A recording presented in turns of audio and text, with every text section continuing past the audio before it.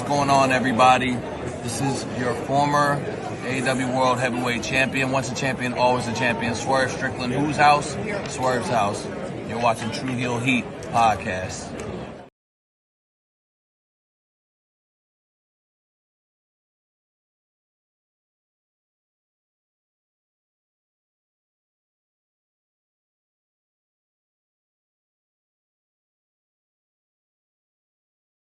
Hello everyone, it's the hardcore legend Mick Foley wishing a nice day to everyone there, right there at Tru Heel Heat. Yeah!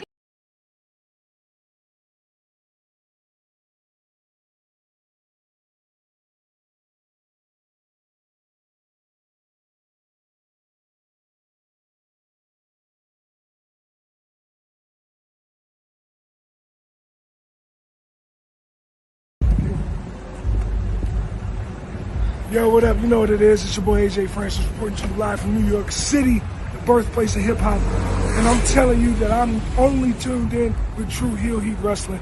Holla at me.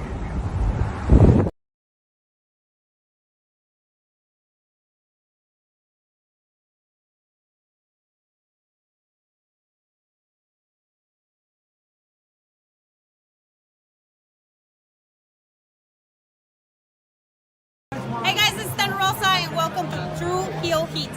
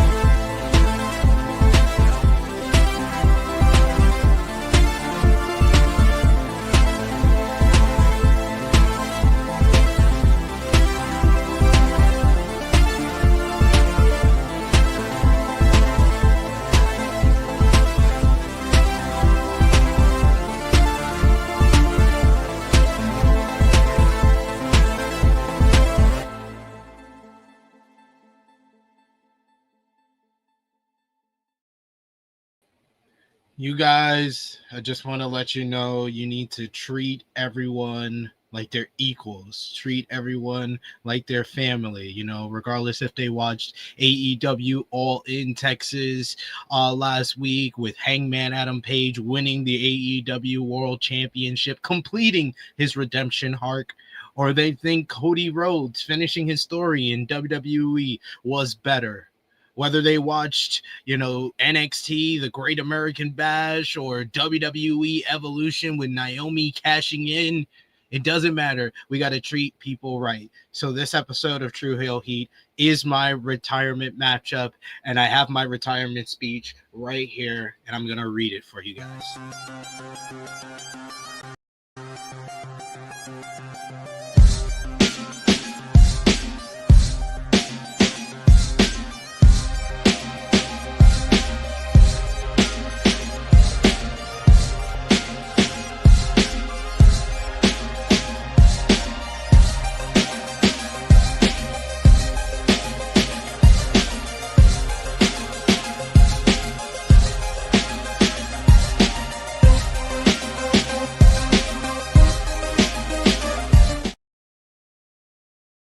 Hello. It is me, your Tru Heel Phenom SP3, and just like Goldberg, my retirement speech got cut. But we are live on the Tru Heel Heat YouTube, Facebook, and Twitter for Tru Heel Heat 338, all in redemption. Discussing the latest wrestling news, including we asked the question, was Hangman Adam Page's AEW redemption arc better than Cody Rhodes finishing his story in WWE? Is Seth Rollins injured or not? Should Goldberg be pissed or not? A recap of this week in wrestling with AEW All In Texas featuring Hangman finishing his story and bringing the AEW world title back to the light in an epic Texas death match with John Moxley. We had Dynamite featuring Hangman's first promo after All In.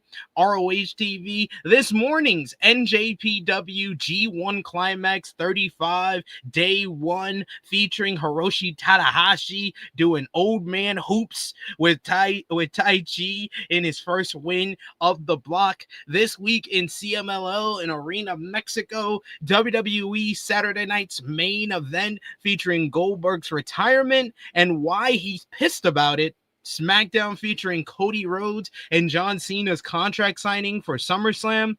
Evolution featuring Naomi cashing in Money in the Bank to win the WWE Women's World Championship. Raw on Netflix featuring Roman Reigns returning. NXT, The Great American Bash, and NXT this week featuring a lot of Masha Slamovich of Evolve. You also had TNA Impact featuring the reveal of AJ Styles returning to the promotion at tomorrow's pay-per-view. And of course, we'll have final predictions for TNA Slammiversary as well. And to do that, I am joined by my esteemed colleague. He is the Tru Draw himself. Josh, how are you feeling coming off the heels of the second busiest wrestling weekend of 2025? Feeling great. It can't take so much from my internet, but I'm feeling great. Yeah, there's a lot of shit that happened. Jesus Christ, you're going down that thing. No wonder your speech got cut short. Yeah, they had to cut on time, that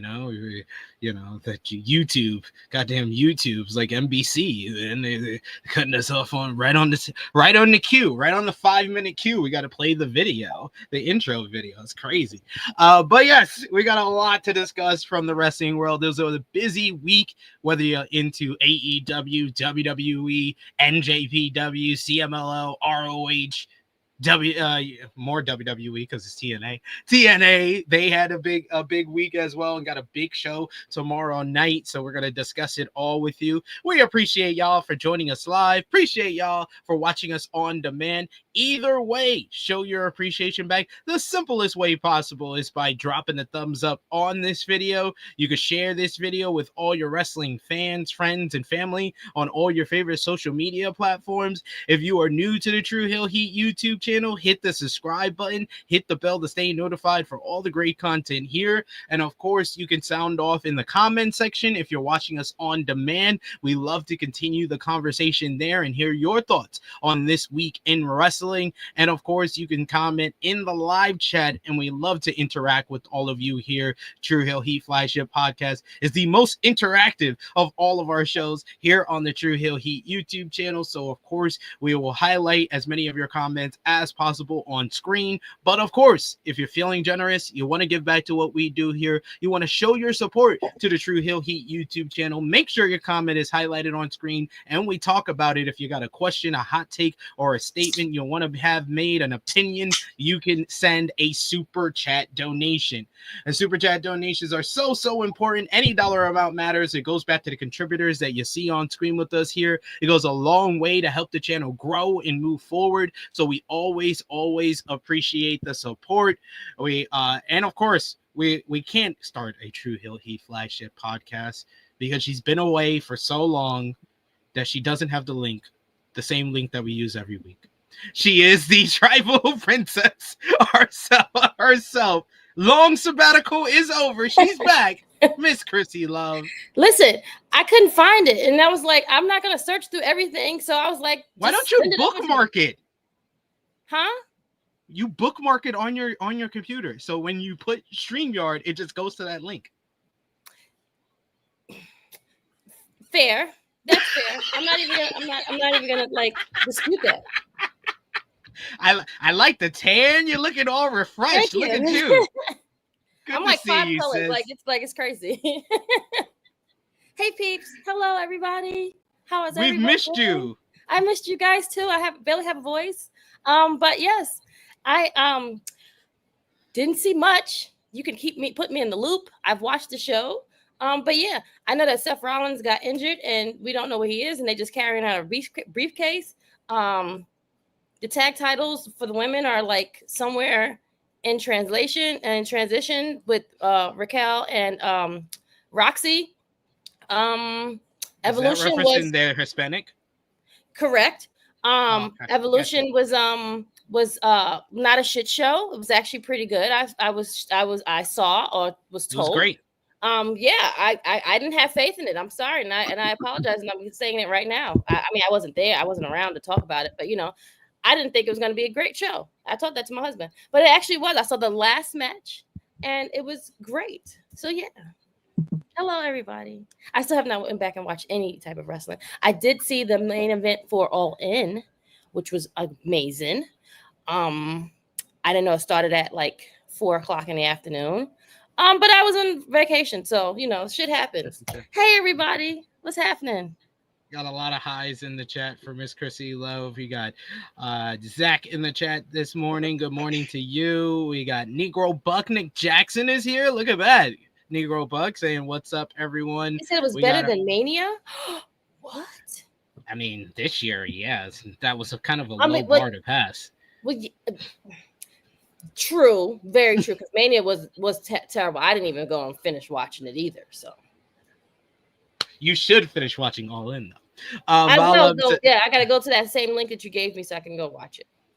Valov says, sup. We also got Chuck Berry's in the chat this morning. Good to see you, Chuck Berry's, who is now our all-star. He's the number one. He's the number one draw. He's the number one star in our live chat, because last week you missed it, Krssi Luv. We got the greatest Josh rant ever. What did Josh? Okay, so Josh doesn't rant just randomly. So someone must have either pissed him off or something just irked him really badly for him to just like go off on some people. Because that's not combination. It was a combination of someone pissing him off for several years and Chuck Berry sending out $100 super chat donation. Chuck Berry, you sent $100 to them? Wow. Yeah, because that's what I asked. I was like, hey, if you send a big super chat, I'll talk about it. And that's what happened. Oh. Yes, prayers to Buff Bagwell. Poor thing. Damn. Yeah, lost his leg. I seen that. I was like, damn, that's like sad. Like, you lost a whole leg. Your whole leg. His leg got amputated. Yeah, thoughts and prayers to Buff Bagwell out there. We also got Negro Buck Nick Jackson, who says catching up on opening night of the G1 right now. Is G1 season? G1, your favorite time of the year. Favorite time of the year. It started this morning. Morning. Wow. Hello, happy G1 season, people. Climax as much as you can. Davion says, good morning, everyone. Hope everybody glad to join you folks for another edition of the greatest flagship show out there. Thank you, Davion. Thanks, guys. Sweet words. We also got Blood Money, who I know is up for G1 season as well. We also got people complimenting me on my great cold open. I do well with these. Oh, I missed the opener. Damn it! I was trying. Sorry. I was doing my whole. This is my retirement match. Yeah. This is my retirement match. So I tried to read my speech, but I got like Goldberg on NBC. It was crazy. On network TV, he was really upset about that, and people are ranting at him. Well, first of all, like, why are we giving Goldberg any of this shit in the first place? It's not like he was the best wrestler in the fucking world anyway. So, like, fuck him and all the shit that he rode in on. Like, we don't, like, I mean, like, are we really just giving Goldberg, like, flowers right now? He got flowers, like, how long ago? He's already in the Hall of Fame. Fuck you and all the shit that you come on. Krssi Luv's back in full effect. We got Blood Money. He's talking about... I would have cut his ass off, too. Fuck you. We crowned a new GAC heavyweight champion over in Pro Wrestling Noah. Keno KOing Ozawa this morning to become the new champion over there. You also had Dion, who says, good morning, THH fam. Thank you so much. We also got here Yeah, we got WWE NXT, we got NXT TNA. I would say, is NXT anyone going to Slammiversary tonight? I know a couple of people that's going. It's a big arena. I hope they fill it up. They are. They sold over 5,000 tickets. It's going to be their largest crowd in like 10 years at least. That's great. I love that for them. I heard AJ Styles supposed to be there. Is that true? Yes. They announced that he's returning. We're going to talk about that on the show. I would look and say, Paul, don't let people like go over there and do stuff. Well, they control all of it, so you might as well let your wrestlers go. Hey, to be fair, Volop, we did change the link on the. We always change the link on the call-in episode. This is a link for all the hosts of the show that's regularly here to have. But the call-in episode, no, we did change the link, so no, you don't have the link. I'm sorry to inform you. Says Krssi is here for retirement. Yes, she's trying to get her severance because they cutting that in WWE too. They cutting severance policy. God damn, that's crazy. Yeah. So when you fire me, I can't even get a good severance now? Instead of 1 month for every year you were with the company, you get 2 weeks for every year. Paul, This is like slavery at this point in the game. Like, sir. You get Yeah, people are not happy within WWE about that. I mean, would you? Like, you work all this hard and then, like it's not even like you could get unemployment because you're like contractors or whatever. So, like, sir, I bet you they asses got the fucking money though. We got a super chat donation. Nick, what's his name? Nikon. You said Nick Young? No, I was Swaggy P. Yeah. Sorry. Yeah. Vala with a super chat donation. Started us off strong. Thank you so much, Vala, for the support. He says it's weird for me to do a TNA super chat first, but Slammiversary is do or die for me. Santana better win, or I'm really done with this dog shit brand. I mean, that's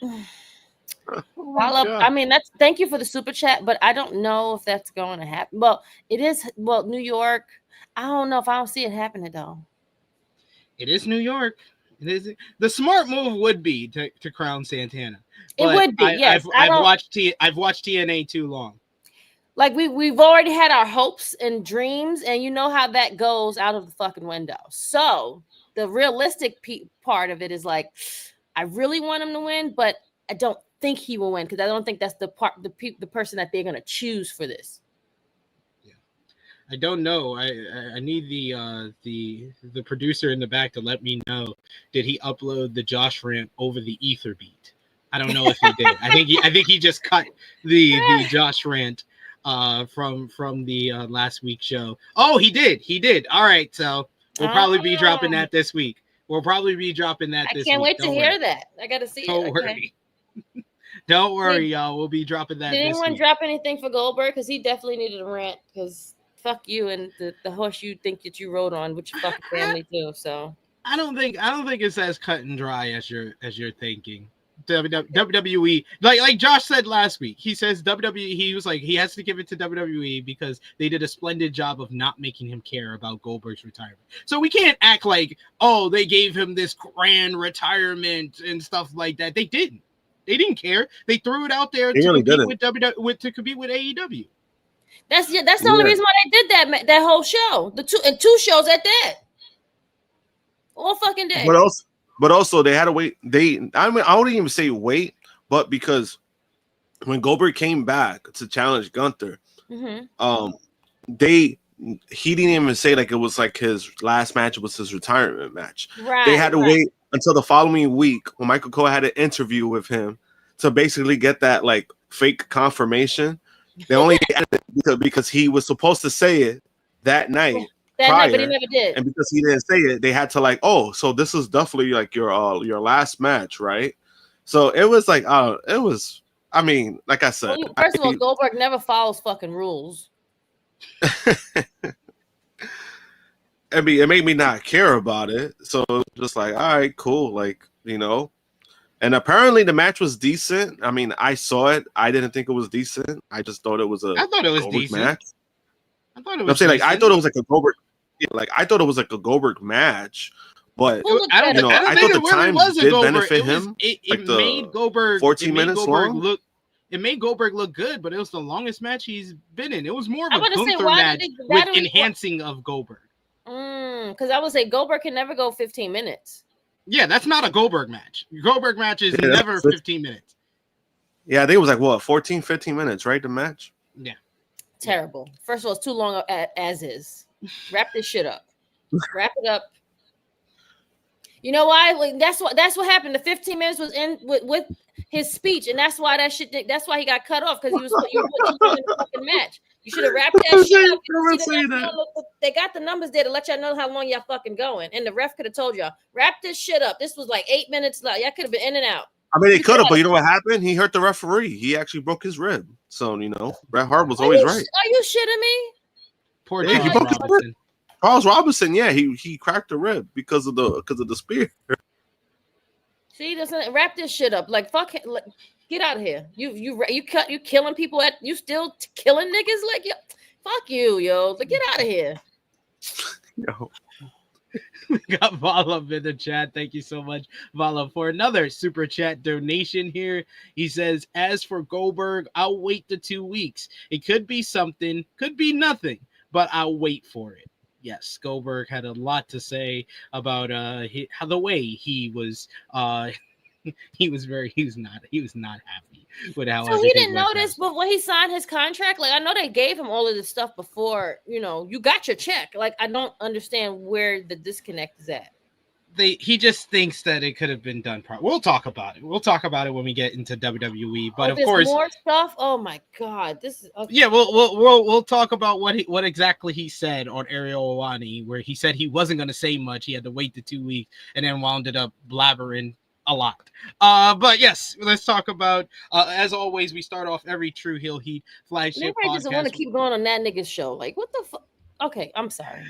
With the Tru Heel roll call, tired. our top 3 conversation starters on our Tru Heels group page, our Tru Heel Trinity. You got Jermaine Packman, you got Joe Bellini, and Stewie John Palmer. Our Patreon backers, you got Vala, you got Negro Buck Nick Jackson, you got Professor Chris, Trey, Robert, Steve, Ladarius, John Martin, Dolores, James, Alan, Santo, Justin Ridge, and Chuck Berries. Thank you so much for supporting us over at patreon.com/Tru Heel Heat. $3 a month gets you exclusive content. We'll be dropping our ROH Supercard of Honor review up on there this weekend. But of course, we got to start things off with what we missed. And we're going to start off with the biggest show from last weekend. And that was AEW All In Texas. The show featured one of the happiest endings in company history as Hangman Adam Page defeated Jon Moxley in an absolutely incredible and amazing Texas death match to win the AEW World Championship, thanks to help from the returning Bryan Danielson and Darby Allin to fend off the Death Riders. Yeah, the Young Bucks get involved, but they were taken out by Swerve Strickland, who handed Hangman the chain and that helped him make Jon Moxley tap out. Post-match, you had Page finally unlock the case to become the new AEW World Champion and reveal the title to the fans for the first time since last year in a triumphant moment for the Hanger. He also had timeless Toni Storm beat Mercedes Moné in a tremendous encounter to retain the AEW Women's World Championship in what was Moné's first loss since signing with All Elite Wrestling last year in one of the best women's matches in company history. Kazuchika Okada defeated Kenny Omega in a fantastic bout to unify the AEW Continental and International Championships to become the first ever AEW Unified Champion and to tie the series up at 2-1 between Okada and Omega. The Hurt Syndicate retained the AEW World Tag Team Championships in a win over over the Patriarchy and Jet Speed in a good 3-way matchup. Post-match, though, it was the Patriarchy all falling apart as Nick Wayne turned on his father, Christian Cage, along with FTR. Then they looked to deliver a concerto to Christian until his dear old friend Adam Copeland made his return, making the save. He lifted Christian together. Okay, great. He lifted Christian to his feet before telling him to go find yourself. Athena won a very fun women's casino gauntlet. Yes, Athena, our forever Ring of Honor world champion, now gets a guaranteed shot at the AEW Women's World Championship, pinning Mina Shirakawa. And about that featured the debuts of Shuri and Alex Windsor. Meanwhile, in the men's casino gauntlet, it was MJF who won a very good gauntlet matchup, pinning Roderick Strong after stealing a pin from Mark Briscoe in a match that featured the return of Juice Robinson and the Guns. You also had Kota Ibushi in that one as well, now MJF has his guaranteed shot at the Triple B. The Ops picked up a win over the Death Riders in a solid opener to the show to retain the AEW World Trio Championships. Post-match, the Death Riders jumped the Ops, ending with Castagnoli stomping a chair around Samoa Joe's neck to take him out. In the saddest part of the show, Adam Cole announced that he was vacating the TNT Championship due to a serious concussion that he suffered on Collision, and sadly even teased retirement. He had an emotional speech and a hug with the Paragon. Roddy's a diabetic? What? I did not know that. I'm sorry, my bad. That led into Dustin Rhodes. This nigga right here, I'm sorry. No, fuck this. I'm so sorry to cut you off. I don't understand why they keep letting this motherfucker win. He must got some type of thing on Tony Khan, because I don't understand why this nigga got 5 belts. This nigga don't do shit at all. He don't even he's 70. Get over that shit. He needs to retire too. Oh my God, I'm so over him. I'm so sorry. I'm sorry. I didn't even watch the fucking match. I don't even give a shit. But I don't understand why they keep giving this nigga all this damn belt. Fuck you. I feel like you my spirit jumped into your body and started talking, Krssi. Yeah, I'm so sorry. Well, it was a nice moment for a legendary star. It was not. In his home state of Texas. Look at Sammy. Sammy over there plotting. Look at that nigga. He ain't happy. Look at that nigga right there. And finally, you had Swerve Strickland and Will Ospreay defeated the Young Bucks in an outstanding encounter that is in the conversation for one of, if not the best tag team match in AEW history. Thanks to their win, Matthew and Nicholas Jackson are no more. It is Matt and Nick Jackson, as they are no longer the EVPs of the company. Like a sexy Oreo. What the? Krssi Luv came off vacation in rare form. I love it. I love it. I see highlights. I didn't get to see everything again because I was away. But Dustin Rhodes, give me a fucking break. Wrap his ass up. Wrap this shit up like Goldberg. We don't And the only reason you getting clout because your daddy and your brother. Give me a fucking break. Seriously. Let's not a spade a fucking spade. What do you have on Tony Khan? Did you put a hex on him? I don't understand why Tony Khan thinks that. And did he get a good chair? Did he get a good pop in Texas? Or nobody? Yeah, he got a great pop. No, he got a great pop. It was the first time the crowd was out of that 4-way because of the Adam Cole news. That Adam Cole news really kind of brought the crowd down a bit. Yeah, they brought the crowd down a bit because they, no one wants to see it. Adam Cole is the nicest guy ever. Yeah. Anyone that ever meets him always talks about it. Put some shit on him too, yo, son. She did some. You think it's the Britt Baker voodoo? Got rid of they broke up and he ain't been the same ever since, yo. Fucked up. Man, tough stuff. tough stuff. Krssi, you said you saw the main event. What did you think about Hangman Adam Page versus Jon Moxley? And was the payoff to the Death Riders run on top of AEW worth it for that moment post-match when Hangman lifted that title and showed it to the fans and got that huge pop? The roof blew off of that stadium.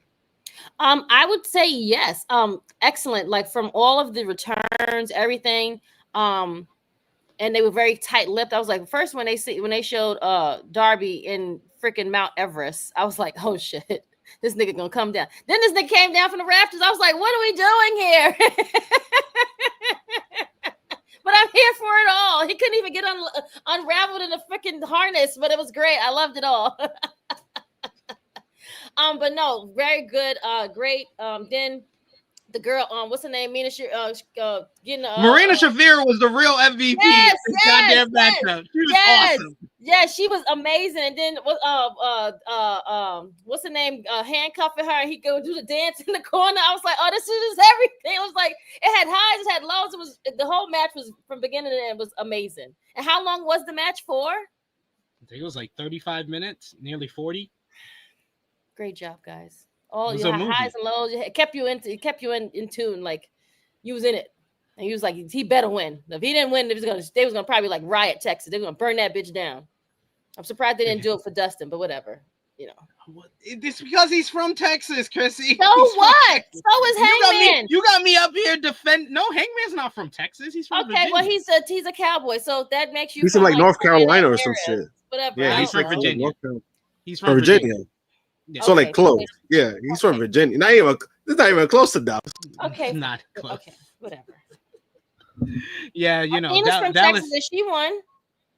This is true. Athena's from Texas. She won. Dustin's from Texas. He won.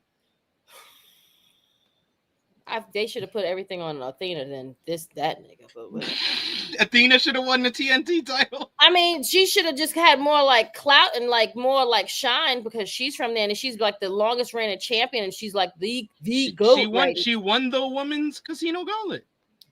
Okay, so she gets to fight one of the girls. She's Timeless Tony Storm. Okay. Yeah. All right. Yeah, she has a guaranteed title shot. She has a guaranteed title shot. Okay. The contract. Athena need everything. She needed all. So whatever. But yeah, Dustin, no. But I answered your question. Yes, I think it was great. It was finally wrapped up this Death Rider BS. Yeah. So, Josh, what do you think? Do you think that this was all worth it at the end with Hangman taking that title out? Was the long journey of the Death Riders, the ups and downs of that story, and some fans that stopped watching because of the Death Rider reign of terror? Was it? Yeah, it was. Was it worth it? To me, it felt like it was worth it. I mean, it's easier saying it now, but I think it was worth it. I think, you know, when I was hearing Tony Khan's interview, I think whoever was in that spot was gonna win. You know, apparently it was planned for a while. You know, I don't think it was gonna be Hangman just because of how they were going. You know, people, you know, certain people that weren't there at the time that was rumored. You know, like Darby was rumored first, and then he went to Mount Everest because he was going to do that no matter what. And then, you know, you hear the rumors of Ospreay, but then you hear that Ospreay and Hangman were like, no, you should win. No, you should win. And, you know, they went with Hangman, and we end up getting what we were getting. So I going back and forth on who should win this match. No, who should win the Double or Nothing matchup between Hangman and Ospreay? That's what he's talking about. Got it. Yes, I remember that. I do remember. Yes, okay. You know, and you know, but I do think they made the right choice. They went with the right person. You know, because it's not only elevated Hangman, but it's elevated the overall feeling of AEW, and you know, making Hangman feel like the most important character for their brand. You know, so I think on hindsight, you know, ended up working out. But you know me, I like being consistent. If the Death Rider shit was bad, we gotta call it like it was bad, and when it was good, we gotta say when it was good. Yeah, yep. And early on, I thought at the very beginning, I thought it had potential, and then it was that middle part that kind of just kind of faltered. It was kind of just like, what the fuck are we doing? Where is this going? You know, and I do feel like it helped once Joe got into the feud. It definitely helped out a lot. So I mean, overall, you know, we got what we got, but and I think there was even more of an appreciation for Mox. I saw a lot of people were like praising Mox for his title reign, even though a lot of it wasn't great. But I think they see how important he is to the company as well, no matter what. He had one of his greatest performances ever in that matchup. He was one of the best, like, monster heels in a world title match that I think I've ever seen. And that final sell is an all-timer. That final sell, that desperation and the panic, he's like... Yeah, he didn't want to give up, but he had to. It was really good. Yes, he did it very well. I've never seen that. That was awesome. Like, I was like, I don't know about the Texas death stipulation, but the way he sold that final getting hung by Hangman with the chain, the same chain that he was hung by him back in 2023, perfection. But we got some long-term storytelling. Absolutely. You see what Volub says here. We got the full trio today, chat. So hit the like if you haven't already, because we got a special guest with us today as well from Dirt Sheet Radio. Our good brother. He joined us for the Double or Nothing post flagship podcast. So he had to join us for the post All In Texas podcast. John Escudero, how the hell are you? Hi, John. I'm good. I am overslept. I'm late. Here, thankfully. Sorry, guys. You made it. You made it. Unlike the All In review, you made it. Yeah, I was gonna say same thing happened last week. As if I slept much longer. I'm here now, though. I did hear you guys talking about the Death Riders. How's the consensus on that? Was it was it good for you? Krssi and Josh says yes, I think, but Josh is more kind of on my side of we do have to admit that part of this did not work. It did not work. Toward the end of 2024, early 2025, it really wasn't working. It wasn't until they got past the Cope stuff. They inserted like Samoa Joe and some of the top stars like Swerve, like Ospreay, like Hangman. That's when it really got good. The last 3 months heading into All In Texas, it got really good, and it was for a purpose. I'm looking through his cage match now because there's something I wanted to. There's something about AEW sometimes. I'm so in the weeds every week. I'm like in the fucking weeds week to week, criticizing this thing, and then 2 years later, I'll look back and I'll be like, that wasn't that bad. Like, we lived through it, but looking back at it, I'm like that wasn't that bad. Like I could go back and watch these.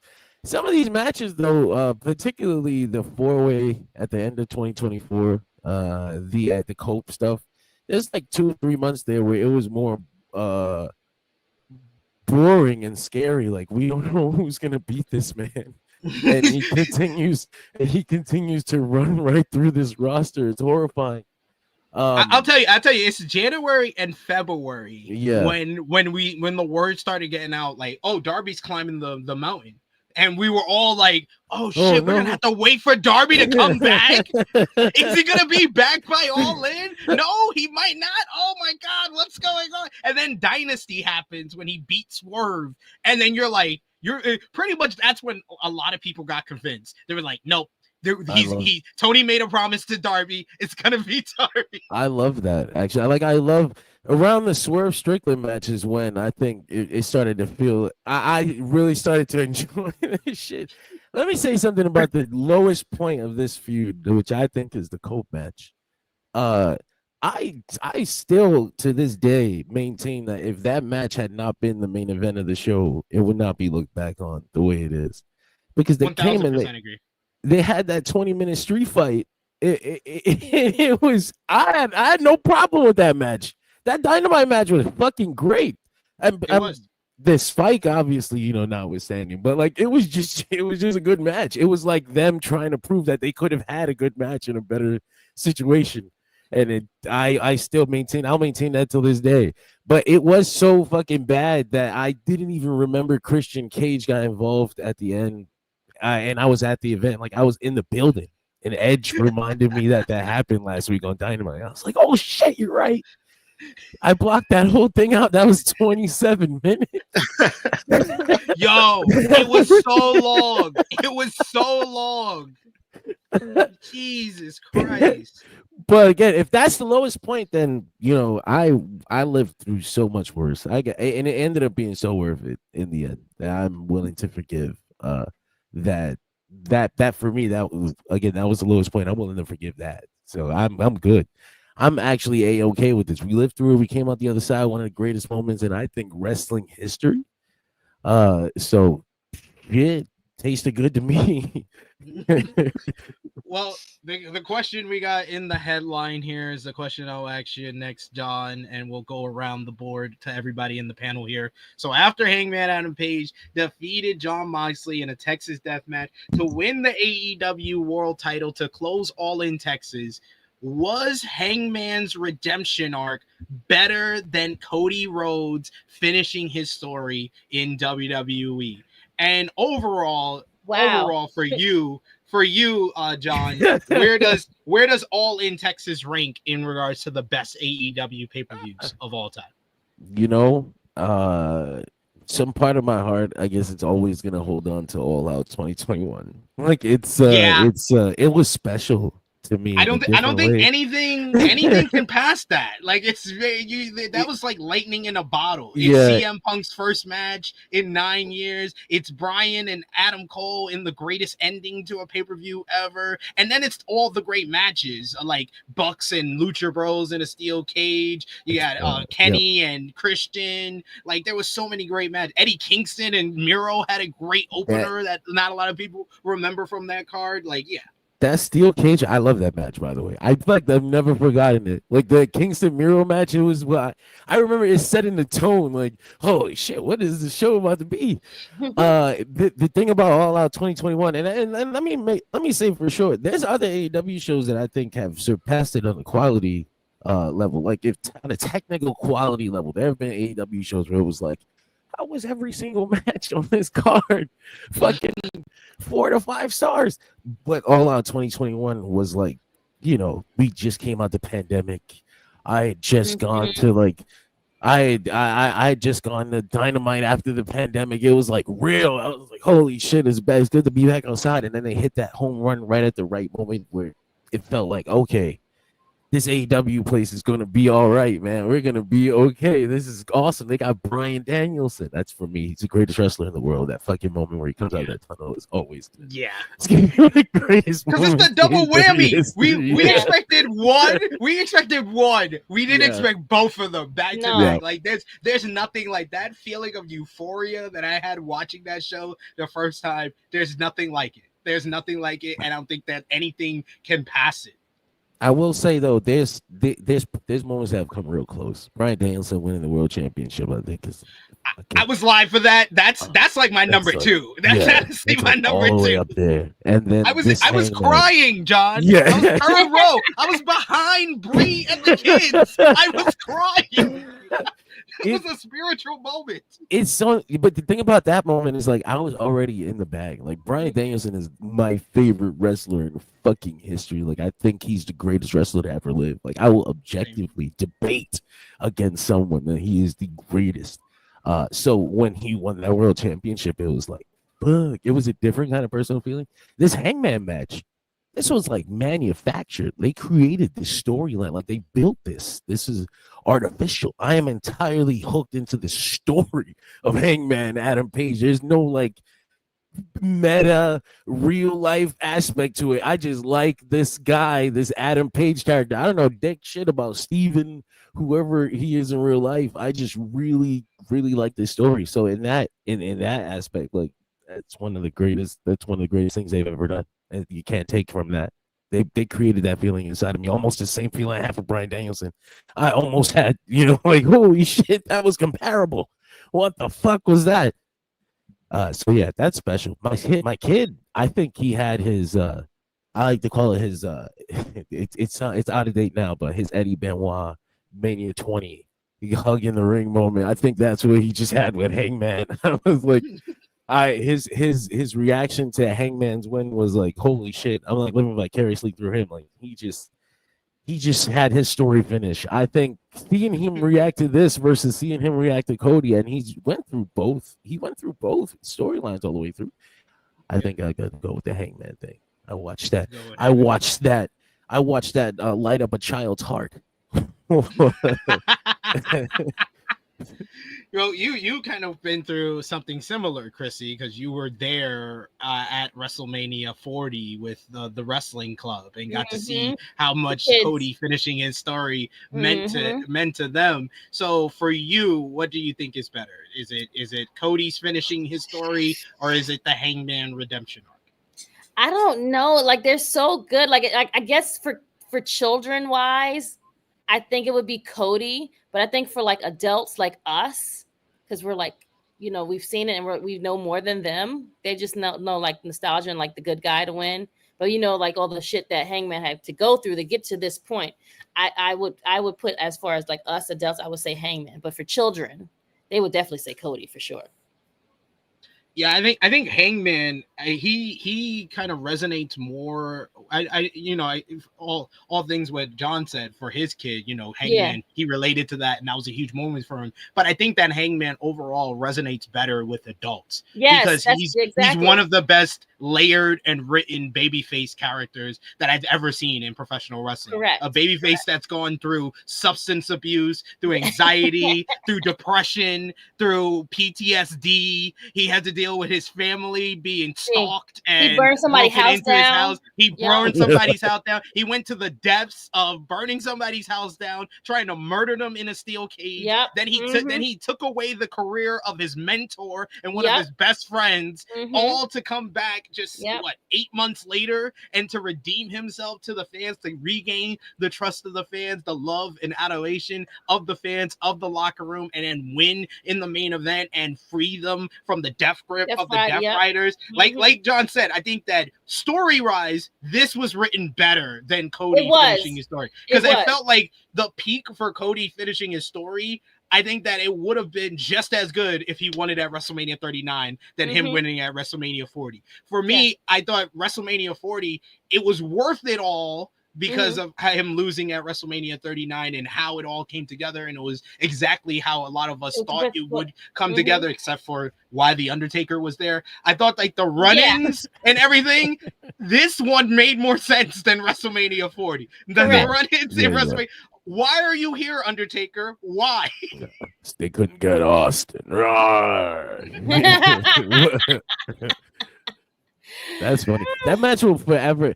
That Undertaker moment will forever entertain me because it is built so perfectly for Stone Cold. The glass never hits. It's fucking great.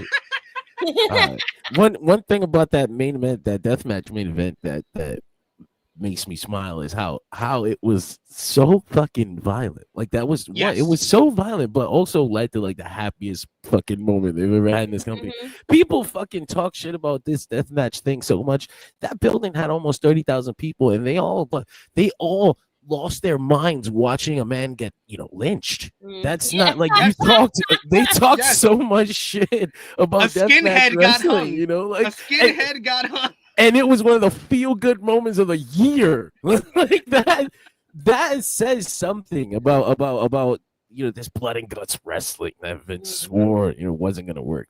Look at this. Look at the biggest moment in the history of that company. It was a dude getting stabbed in the head with a fork. This is incredible. I mean, people get mad when I say it, I guess. But I love this fucking company. I'm so glad they exist. Could you imagine having to have spent that weekend and all you got to see was fucking Goldberg? I'm sorry.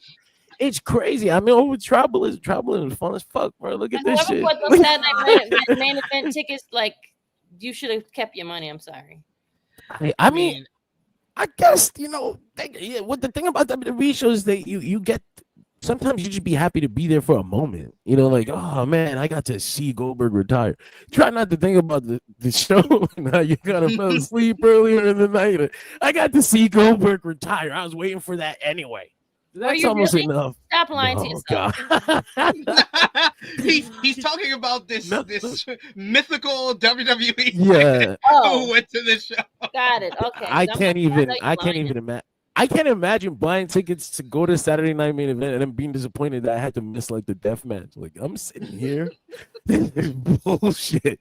But again, I've noticed there's just a lot more WWE fans. So I mean, I'm glad to be a little punk rock in the reverse direction. I guess this shit genuinely makes me feel good. It's not like I'm just propping it up against WWE. It's just my heart, man. I love this place. God, I'm so thankful. I'm gonna fucking hug that little weirdo Tony Khan one day. I swear to God, I am. I'm gonna hug him like he hugged Okada. I'm gonna hug him like he hugged Okada. Josh, what about you? You're Cody. You're a big Cody fan, but you're also a big AEW fan. So, what was better? Was it Hangman's AEW redemption arc or Cody finishing his story in WWE? I think it was Hangman. And the big factor of that is because The Rock wasn't involved. And what I mean by that, your foot up the Rock's neck, son. You gonna and what I mean, up Dwayne's neck, son. Nah, fuck that. It's my son, Goldberg and Dustin. Okay, fuck it. Yeah. No, you know what I'm saying? Fuck that. He deserves it. He fucking deserves it. He deserves it, and that's why James is gonna call his ass out. Anyway, in regards to that, because when we had the lead up to WrestleMania, right? We could all agree that it was a great build-up, right? It was entertaining. It was a great build-up. The biggest problem for me was that it felt like Roman Reigns was so like third wheel in regards to that. And I thought in Roman's case, he should have been treated a lot better for somebody who was a champion for 1,300 days. But then also, are we going to forget that shit was a pivot? Because originally it was supposed to be The Rock and Roman because The Rock wanted that moment for himself. So it's one of those things where like it ended up working out. Like we got what we wanted, right? Cody ended up winning. It was a great moment. But in hindsight, we almost didn't have it because Dwayne wanted it for himself. And that's why I said Dwayne was a factor because of that. This is true. This is very true. I liked Dwayne in that story.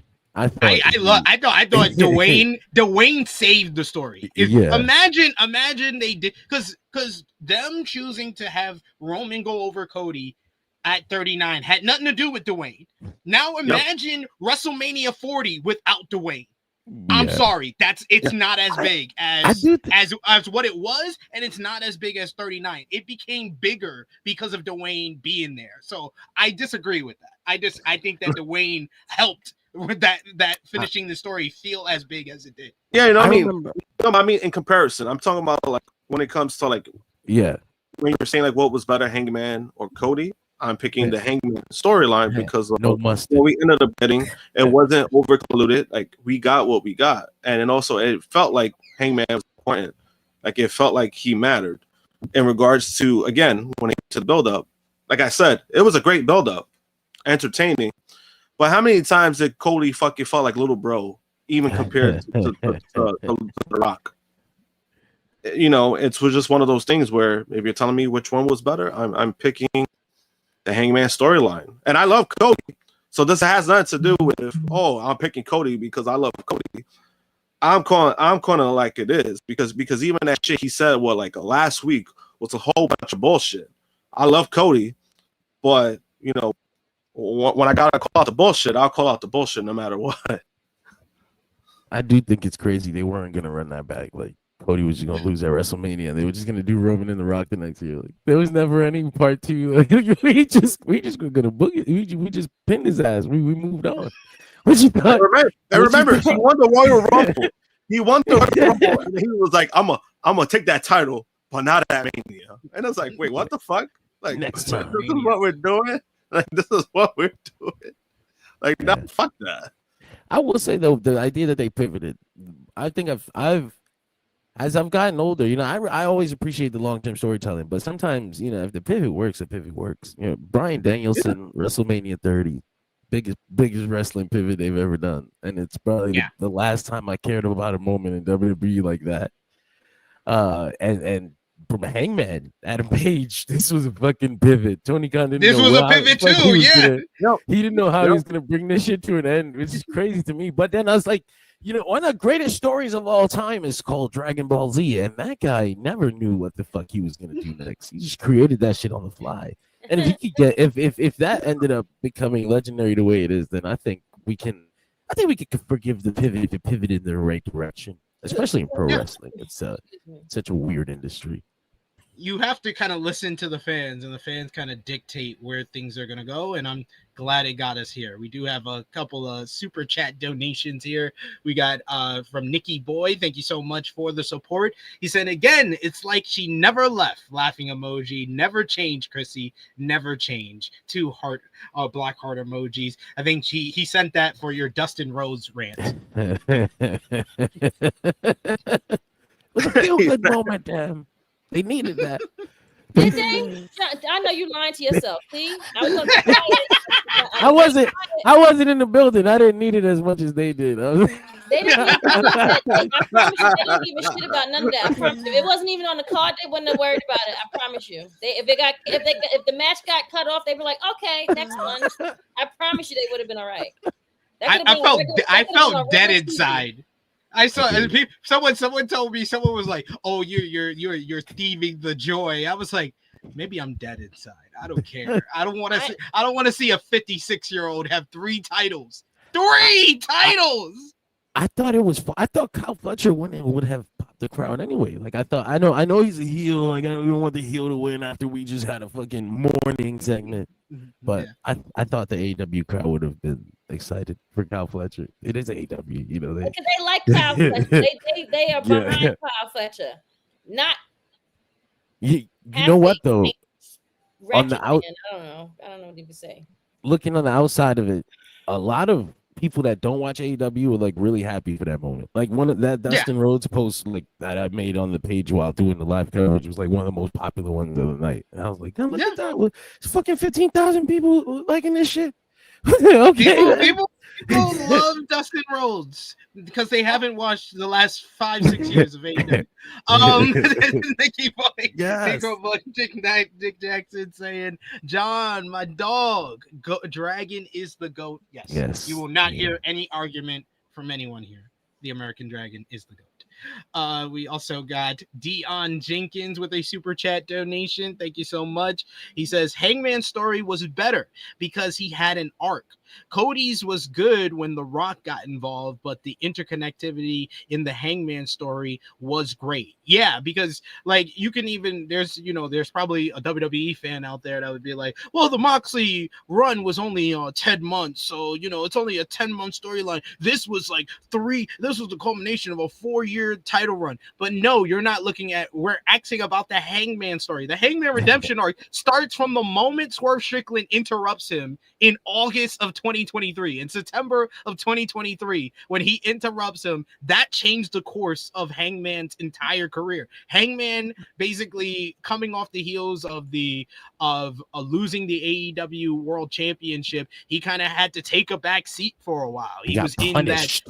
He got punished. Basically. He got punished for that promo, go home promo against Punk, where he was pushed to the back. He was in the trios final with Dark Order and got to do some stuff with the Elite, but then he was pushed to the background yet again. They brought him a little bit up after he gets his concussion against Moxley, and then he has the Moxley feud at the beginning of 2023, but that was just a parlay into the Elite reunion, and then he got lost in Elite business for a couple of months there, and it's not until Swerve comes out and be like, you haven't even changed your clothes. What happened to you? What happened? I'm going to use you to become the first ever African-American AEW World Champion. And the 2-year odyssey from there to what happened at All In Texas, that is the whole Hangman redemption arc. It's the Swerve feud into him going to his descent and becoming this crazed person who didn't even want to do 5 more minutes with Swerve because he didn't want Swerve to come close to the AEW World Championship,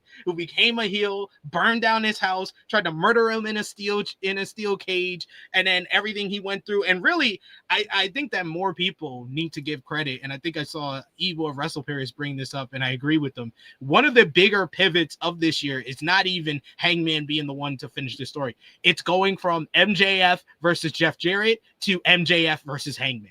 That was the big pivot. That changed everything. That changed everything on his course. That should be viewed as one of the most important rivalries of 2025 because that changed the course for Hangman's coming to here. What happened at All In. I think when Tony Khan did that interview last week where he mentioned how recently he's taken the book back, like kind of the way he did in 2020, where he's just like eliminated all the outside factors. I want to say that was the moment. It was MJF Jeff Jarrett. And he was like, you know what? You motherfuckers talked me into this shit. You told me it was a good idea. I'm throwing this away right now, and I don't want to hear shit about it. Jeff, get out of here. It was you. It was you. I know it was you. This motherfucker, Tony, hear me out. Here, this is great. This is great. I just want to be King of Mountain one last time. All right, He's like, I want one more title run. I really feel like Jeff Jarrett did not tell Tony. He did not tell Tony he was going to cut that promo. He did not tell him what he was going to say. And he just went to it. He's like, I want one more run at the AEW World Champ. And Tony was like, what the He's like, he takes off the headphones. He's like, what the fuck is he talking about? His line was, this next match is for the world championship. Where did he get him? Where did he get in his head that was a good idea? I like Jeff Jarrett. I know people that fought for that story too when it came out. Like, hey man, it's Jeff Jarrett. I'm like, you didn't live. You must not have lived through TNA's 2004-5 days where that siren would come on the screen and make your heart drop. Damn it, Jeff Jarrett's here to fuck up some other shit. It's hard to get over that kind of PTSD, man. I mean, yeah, because I mean with Jeff Jarrett, and even I've said it, like I've gotten to appreciate him more because of certain factors, because of certain things. But when it came to like him being in the title picture, I'm like, yeah, this is not what I asked for. I was like, I appreciate him. I'm like, this is not what I want. Can we please just like move on from this? And the fact they just like completely just stopped it, I thought that was just hilarious. I was like, oh, thank God. I think we didn't notice it. Like, damn. Yo, I think we didn't even notice that like 2 weeks in. We were just like, wow, they just completely just dropped the storyline. That's great. Let's just not speak about it again. It was that promo. I think the real turning point was that promo where Jeff Jarrett, the babyface, said, well, your wife's a whore, your mother's a whore. Like he called them call girls. He called his wife and his mother call girls. I was like, you're the babyface. Like, it's okay for MJF to say that. He's the heel. That's the point, Jeff. You can't play the same games as him. I know I was a heel too, so I'm just playing fire with fire. No, it doesn't work like that. You're the babyface. It was we're past that though. Thankfully, Tony got his. It's such a crazy pivot too. He was like, "What if I do the biggest match possible right now, right this instant? Will you forgive me?" Yeah, it ended up okay. Happy 2025 midway through. AEW's 2025 has been incredible. If they can finish this year off with the same momentum, shit, we're gonna be having a different conversation in December about about AEW and what their position in wrestling. I've been saying for a few months here, the key to all of this is what happens after All Out. I think that we'll be good through All Out, but the key for the last couple of years, and 2022, he had the reason. It was Brawl Out, everything kind of, the storylines fell apart, and he couldn't kind of rebound from there. 2023, Punk gets fired. 2024, there was no excuse. It was pretty much that Tony has a lot of things on his plate. He has the Jacksonville Jaguars in the NFL. The NFL season is just starting in the fall, and that's why he always falls off around that time. So I'm hoping that he's so in the weeds that he's just like, hey, I'll delegate this stuff for the Jaguars off. I need to focus on finishing the year strong. I wonder if that's possible. Like, can he actually leave?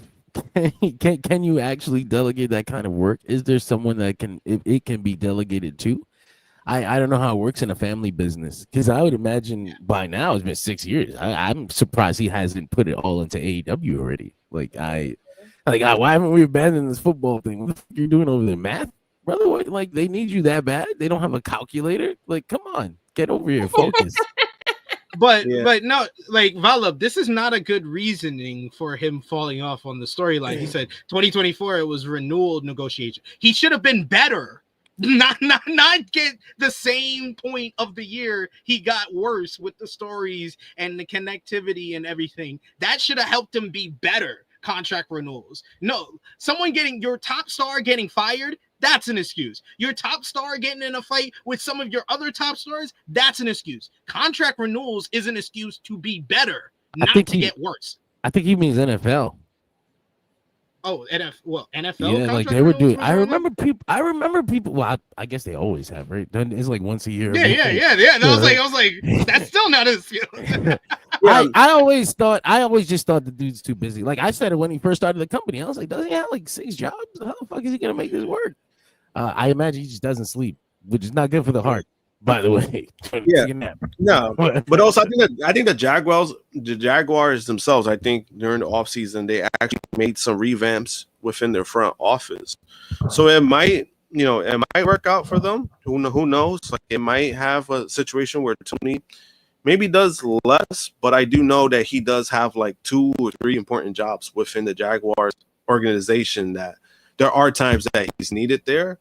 But we'll see what happens in regards to that. I mean, that period is going to be interesting because that's something that he does have to fact, like he has to maneuver. And then they also do like those London games. I think he usually does go for those as well. So I mean, we'll see how he balances that out.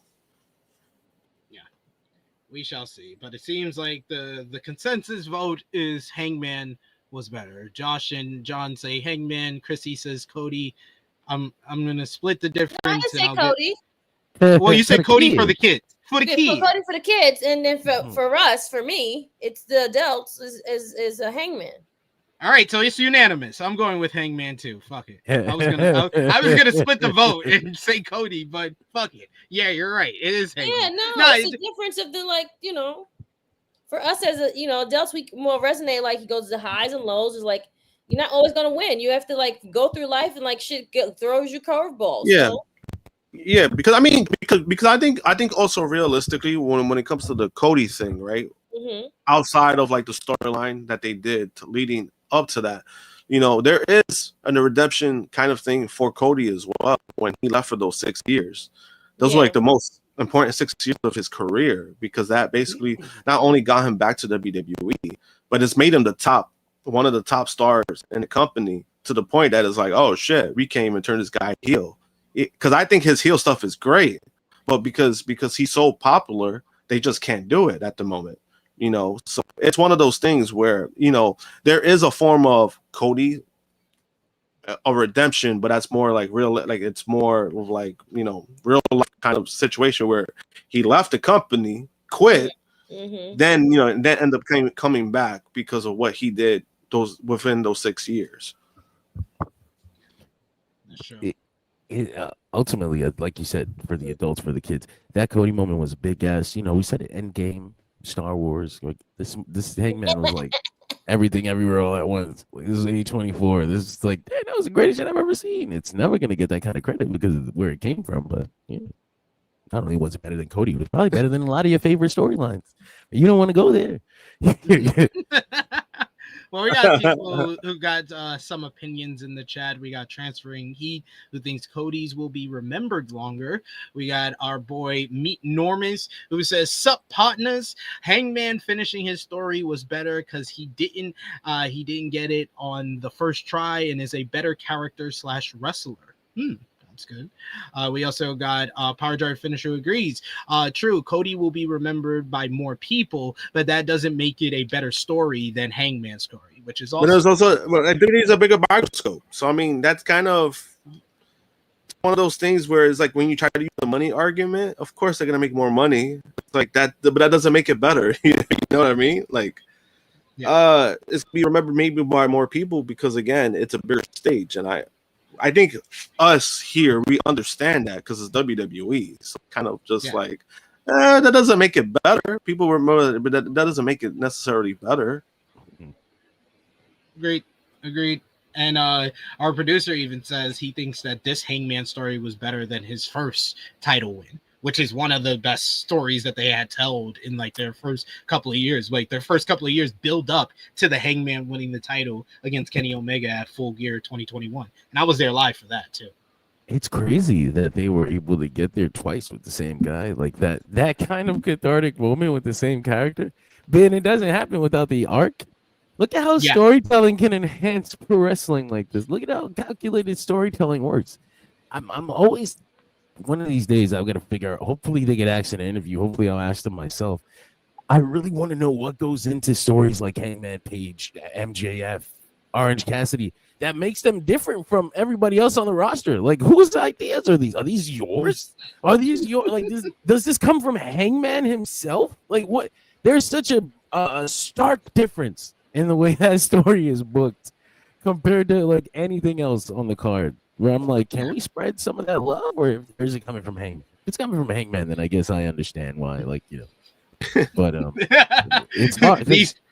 These people have their fingerprints on it. You could tell it's either the character, either in the character work or how the story progresses. But one story that did not work out very well at all is unfortunately the story of Adam Cole. During Tuesday's edition of Wrestling Observer Radio, Dave Meltzer offered more details on the timeline that led to Adam Cole not being medically cleared for last weekend's All In Texas, where he was originally scheduled to defend the TNT title against Kyle Fletcher. However, during the 0-hour pre-show, it was announced that Cole was not cleared for action and the title was being vacated. Later in the night, Cole announced that he was stepping away from the moment for health reasons. A fatal 4-way matchup was later held with Dustin Rhodes winning the TNT Championship. Adam Cole is said to have suffered a concussion during his 6-man tag team matchup last week on AEW Collision during a lariat spot with Kyle Fletcher. According to Meltzer, who was unable to confirm if Cole did suffer a concussion as of last Friday, he said Cole was still ready to go and expected to compete at All In Texas. Meltzer speculated that Cole had not yet been diagnosed with a concussion at that point, noting that it wasn't a touch and go situation with Cole following Collision, and the issue did not come up until Saturday morning, the day of the show. Meltzer continued regarding the timeline for Adam Cole. He says Saturday morning, Cole woke up and there was something when he woke up. And it was just like he can't do the match and he needs to take time off. Meltzer added that there was not a debate between Cole and AEW over trying to push forward for the match, and the call was reportedly made by Cole himself. Meltzer indicated that Tony Khan was very shaken up after hearing from Cole during the All In Texas post-show scrum. Khan stated that Cole started feeling unwell late Friday and early Saturday morning, stating that he and Cole both agreed that he should be held off the show. Man, this was like the saddest moment of the night. You had people in the crowd that were crying. Just him just even saying he doesn't even want to think about retiring. Just hearing the R word, I think, got people very emotional. And like his run in AEW has just felt snake bit. It's felt snake bit pretty much from the early going. He had a nice, introduction, a nice few months with the Super Elite and everything, getting a shot to be in the main event of Revolution 2022 with Hangman Adam Page. He looked like he was so close to winning the AEW World title then. Then he gets that concussion at Forbidden Door 2022. He comes back in 2023. They inconspicuously put him in a feud with Chris Jericho, but that's besides the point. Forget about that. He gets the great angle with MJF with the brochachos and Better Than You Baby that leads to him main eventing Wembley Stadium at All In. But unfortunately, then he jumps off that ramp at Grand Slam and he breaks his ankle. He has to get freaking a dead person's ankle and his ankle to basically come back the following year. And then it takes him, he's gone for like pretty much a full year at that point with the ankle injury. Comes back in late 2024 and he just didn't seem like he was ever the same. And as he was just kind of getting his footing under him the last couple of months with like the feud with Daniel Garcia winning the TNT title, this feud with Kyle Fletcher, then this happens. He gets another concussion. So Josh, what was kind of your reaction to all of this? And do you think that we will see Adam Cole back in an AEW ring? I mean, it kind of feels for me, it kind of just felt like like watching like one of your favorite athletes where they come back and then all of a sudden they get injured again. Mm-hmm. And then it's like one of those things where it's like you don't know how to react because it's like, damn, this shit is happening again. Like this guy can't catch a break. That was the first thing that happened to me. As far as him like teasing retirement, I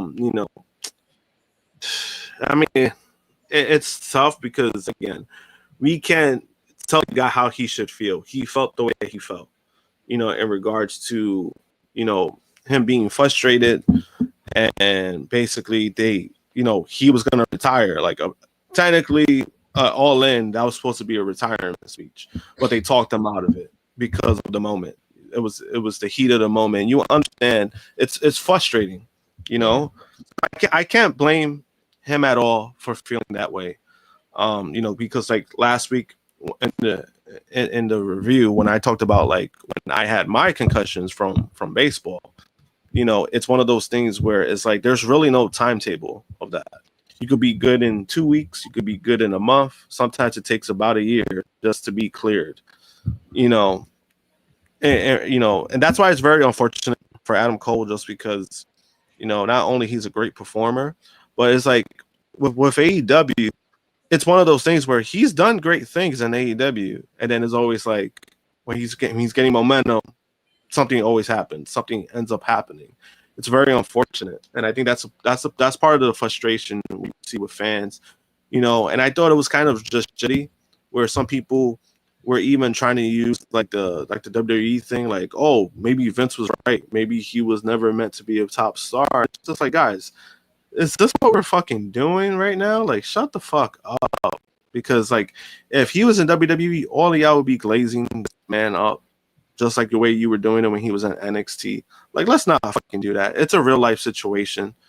If you really want somebody injured, I think you're a little piece of shit. That's just weird to me. Like, no matter if you're not a fan of somebody, like, you shouldn't want somebody to be injured, or like, that's you're talking about, you're trying to take away their livelihood when it comes to that. And I hate when people do that shit, even in sports. When we had Jason Tatum and Tyrese, they got career altering injuries. I don't like that shit no matter what. Like, that's not something I would want. So, in regards to that, I think a lot of those people who wanted that are pieces of shit. But overall, I mean, I hope he comes back. I want to believe he's gonna come back. I do believe he's gonna come back. It's gonna take time. It's gonna take time, and if he decides to do that, if he decides to make that move to come back, I'll support him no matter what. At the end of the day, it's his decision. You can't tell him what he's gonna do. There's guys who've had big injuries and they've come back. Randy Orton technically is not even supposed to be wrestling, and he's come back and he's been fine. Obviously, it's a back fusion that he had, but you know what I mean. Like, he made that decision to come back. So if Adam Cole decides to come back, I'm gonna support him no matter what. What do you think, John? It's rough. It's rough because I've had concussions in the past, two that I can remember for sure, and considering how they were, probably other ones. But the I can't imagine how do you mentally come to terms with the fact that you got it, the concussion came from something you would have done anyway, like something that you would have done regularly, like that. Yep. Mm-hmm. Yeah, that could have happened on Saturday. Like that could have happened. It could have been worse. It could have been a much higher risk move, and then he could be dead.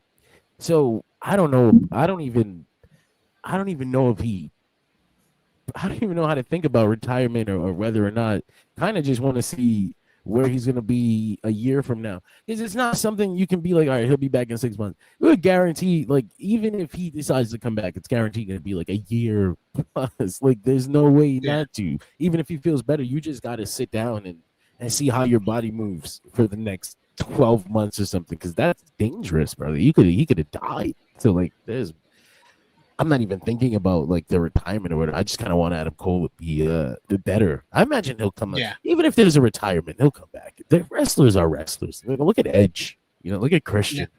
Yeah, I was going to say Christian is Brian. the best kind of comparison. Christian is the best kind of comparison because he was gone for like 7 years with a concussion.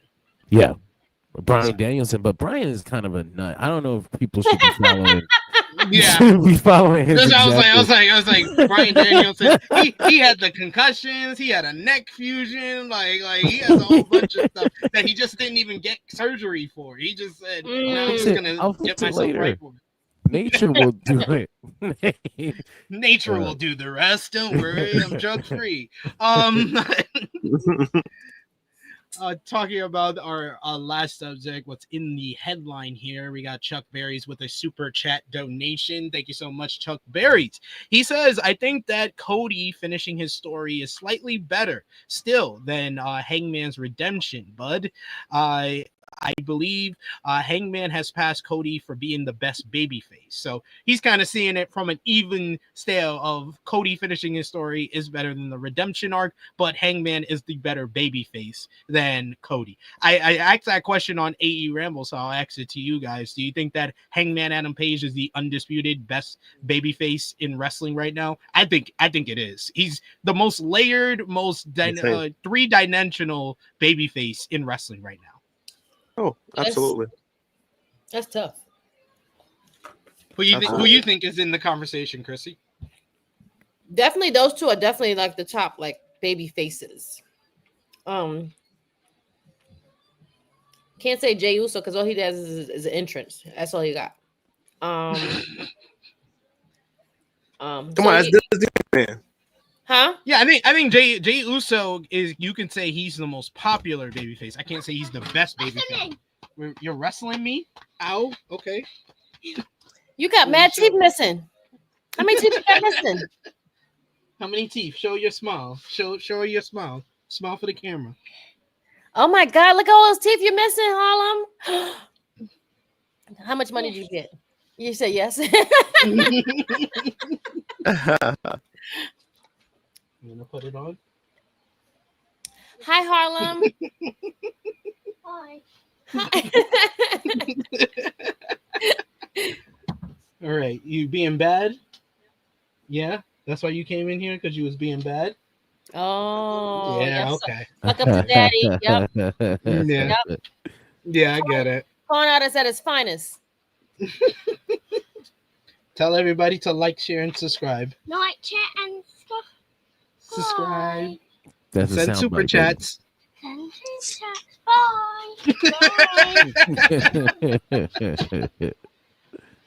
Bye.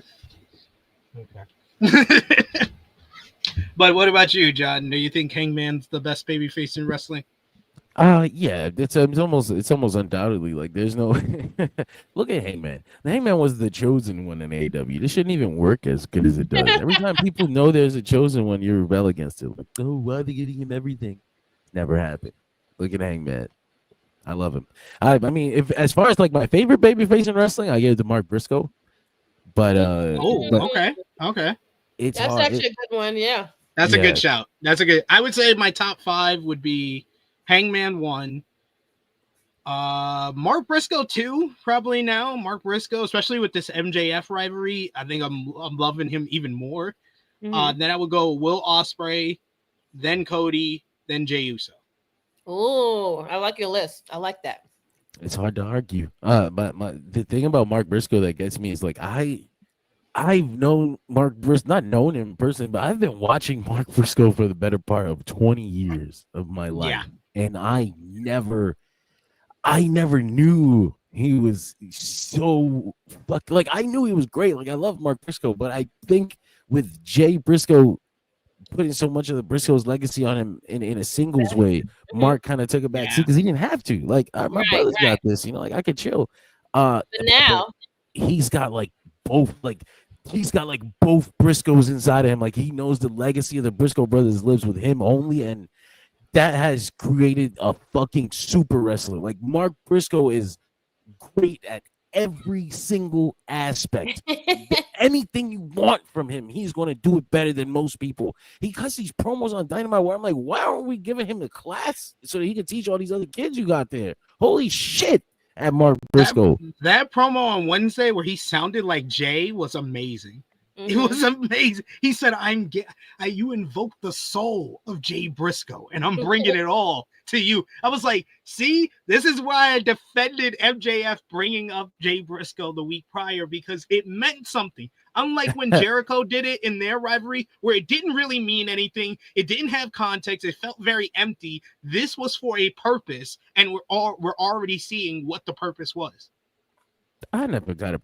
If it makes it to television, I have to imagine Mark Briscoe is fine with it. And if Mark Briscoe is fine with it, where the fuck do I get off? I had a debate with Jeremy on In the Weeds, and he was just like, he didn't like the fact that that MJF was basically saying that he should have died instead of Jay Briscoe, and why do you bring it? Yeah, I was like that's the whole point. He's the heel. He was like, why does MJF need to go for the low hanging fruit if he's such a great promo? It's because that's his character. That's his character. So you have to have to be an asshole. You have to be the person that brings up the hard stuff that people don't want to talk about. Why does he hit a low blow if he's such a good wrestler? He shouldn't be cheating. Well, it's not only that, but then also I love Jeremy, but I think the part he misses too is that Mark was the one that brought up his brother. Like he was the one that mentioned him first, because he was just like, yeah, I know what you're gonna do. You're gonna bring up my brother. Yeah. So it's kind of one of those things where it's like, Mark kind of set himself up for that. But also, if you kind of notice, it wasn't a situation where he berated Jay. It was shot at Mark while using his brother. Like it was one of those things where, I think that's why it worked, and it pissed off Mark even more because he didn't expect that, and it pissed him off even more. So it took a rivalry that was about small kosher pickles and made it personal and made it real and relevant. And I think Kate from Fightful, she put it the best. She was like, Mark set it up where, I know you're gonna stab me in my stomach, and MJF says, no, I'm gonna stab you in your side. That's what he basically did. He was like, no, I'm gonna take it in this direction, and I'm gonna dig it in just a little bit further. That was great. I like stuff like that, as long, and I said it, as long as there's approval, obviously Mark okay that. So I'm like, in that aspect, I'm okay with it. But it was also funny that, MJF did respond to Jeremy. So that was funny. It is true. It is true. Chuck Berries with a super chat donation here as well. Thank you so much. He says, I also think that Hangman's babyface run will be better than Cody's with the belt. At least that's my hope. Yeah, it's all about the follow-up, because like we said, there was probably some issues with the first time Hangman won the title, but I think that the real thing that makes this one better is now they have the opportunity to have a proper follow-up.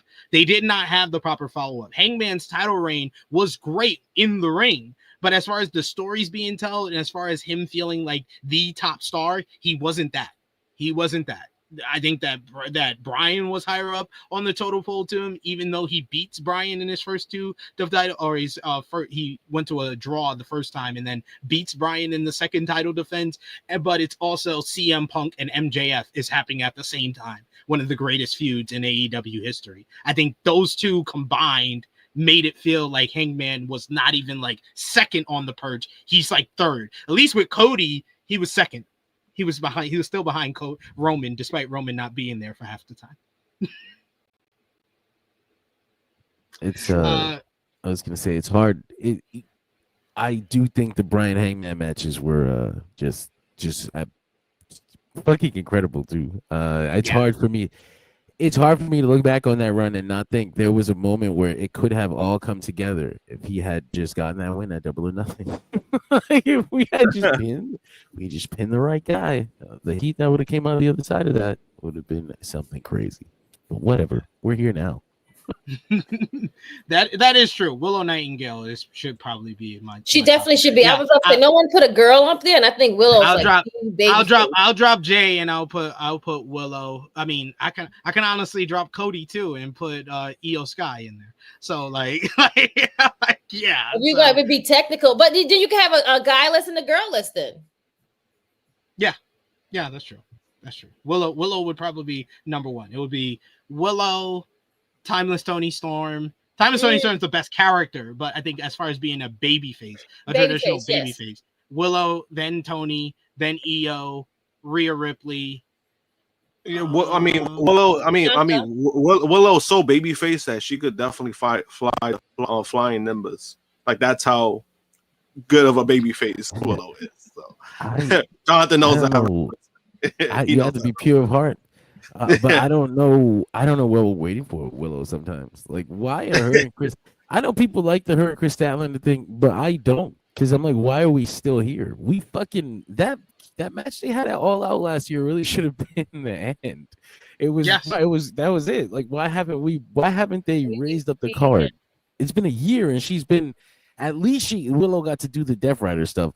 But then it's like they removed her entirely. She didn't have nothing to do with the Hangman win, which I was like, what a mistake. Like Marina Shafir, you had that whole thing set up. Yeah, she should have been out there. That's true. For Willow, and now she's in that 4-way that her and Chris just kind of didn't even factor into the finish. So I'm like, what the fuck are we doing here with both of them? They could be higher on the totem pole and making a lot more money for you if we were giving them significant storylines on the weekly TV. Yeah, I love Athena and I want Athena on AEW TV, but unless she's gonna finish the story that she has in Ring of Honor first, I thought that Willow should have won the Women's Casino Gauntlet, not Athena. I thought that was the perfect spot to reward Willow. You just re-signed her to a long-term contract. She just finished up with the Death Riders thing where she was one of the stars of the Anarchy in the Arena. I felt like she was kind of like a non-factor in that whole Women's Casino Gauntlet. She was in it and she had some moments in it, but as far as like the finish and everything that you remember the most, you're going to remember the winner, and that's Athena, really, or the debuting people. I don't like Athena in this feud if she's not going to win. She's been Ring of Honor champion for 600 days. So now if she comes up here and she loses her first shot, or 900 John, days, 600 she's about to hit 1,000. Yeah. She's about to hit 1,000 at Death Before Dishonor in the beginning of September. She shouldn't be beatable. Like that shouldn't be she should be. They should be scared of her. Like if she gets her hands on that title, there should be a fear that nobody will ever see it again. Like that's the kind of energy Athena should have. It feels like they gave her that win because they were in Texas, and like we're gonna do the Tony Storm match, and she's just gonna lose and go back to Ring of Honor. It's like, are you fucking kidding me? Right now with this shit? I don't got no faith in them doing the right thing with Athena. So yeah, it does feel like a waste here. But also then that means they might have wasted the Willow run too. So like maybe I'm okay with them holding off a beat if it means she's not gonna get pinned and thrown to the side immediately. But I was of the mindset that she should have been the one to beat Mercedes. I wanted Willow to come all the way around. She was the first one to She was the first one to beat her, but it was, the injury thing. And then as soon as Mercedes got to AEW, she kind of took Willow's spot, took the title from her, sat in the division, and never let go. So Willow getting that revenge would have been nice. I don't see it. I don't know what Tony Khan thinks of Willow Nightingale. Why the fuck why'd you sign her again then? Why'd you re-sign her then if you don't know how you feel about her? And Nikki Boy, Bianca Belair, she would be in this conversation like 2 years ago.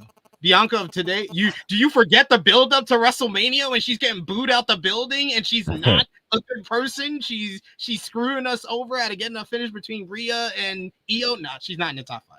No, sorry. Damn, I would have put that. Okay, well, not top 5. Not top 5. Nah, I'm good. Let's be real. Let's be honest. Let's really think about what's the last time we saw her. No, she can't. She's been hanging out with Jade Cargill. Jade Cargill's not a baby face. She's miscast. I thought it was funny. She was a referee in the match for Jade and Naomi, and she was like right down the middle. Just didn't factor into nothing. Like, why was she even here? What the fuck? We do have another super chat. How was that match donation. anyway? It was there. Volov said, God damn it. Here you go. Gotta pay the Harlem tax. We appreciate you for paying the Harlem tax, good sir. That's why you're one of the good ones. We appreciate you. We appreciate you. Watching stuff says, how was that Bianca's fault? Bianca did nothing wrong in storyline. Yes, she did. She called a no contest for Io and Rhea. Like, yes, she did. She got booed. She got booed, but at a certain point, it was because of how they were booking her as a character. I'm not saying it's Bianca's fault. I'm saying it's the booking's fault. The booking did her no favors and hasn't booked her well as a babyface. But Adam Cole is not the only person that's going to be out of action for AEW, or at least, but not for an injury. This person, as previously reported, the Ops retained the AEW World Trios Championships last Saturday at All In Texas, beating the Death Riders. However, Samoa Joe was on the receiving end of a brutal attack by Claudio Castagnoli after the matchup, and he was taken away on a stretcher. Fightful Select has more details on the status of Samoa Joe, who will be shifting focus to promote his hit series, Twisted Metal. According to the report, it looks like the on-screen injury angle with the former AEW World Champion at All In Texas was a way to temporarily write him off. And Joe is expected to miss some time due to his other obligations. Joe was reportedly scheduled to have time off after the pay-per-view event, as he will be doing the promotion for the upcoming second season of Twisted Metal, where he portrays Sweet Tooth.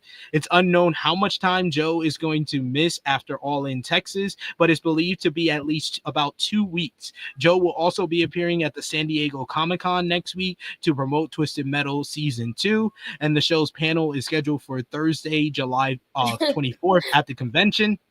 Joe will be appearing as part of the Twisted Metal panel under his real name, Joe Sinoa, alongside series EP and star Anthony Mackie, Stephanie Beatrice, and Anthony Cargan for an exclusive sneak peek at Season 2 of the hit Peacock series. Twisted Metal Season 2 debuts on July 31st on Peacock, but they're not the only people that's going to be out of action, as also Kenny Omega is set to take some time off from AEW per a new report.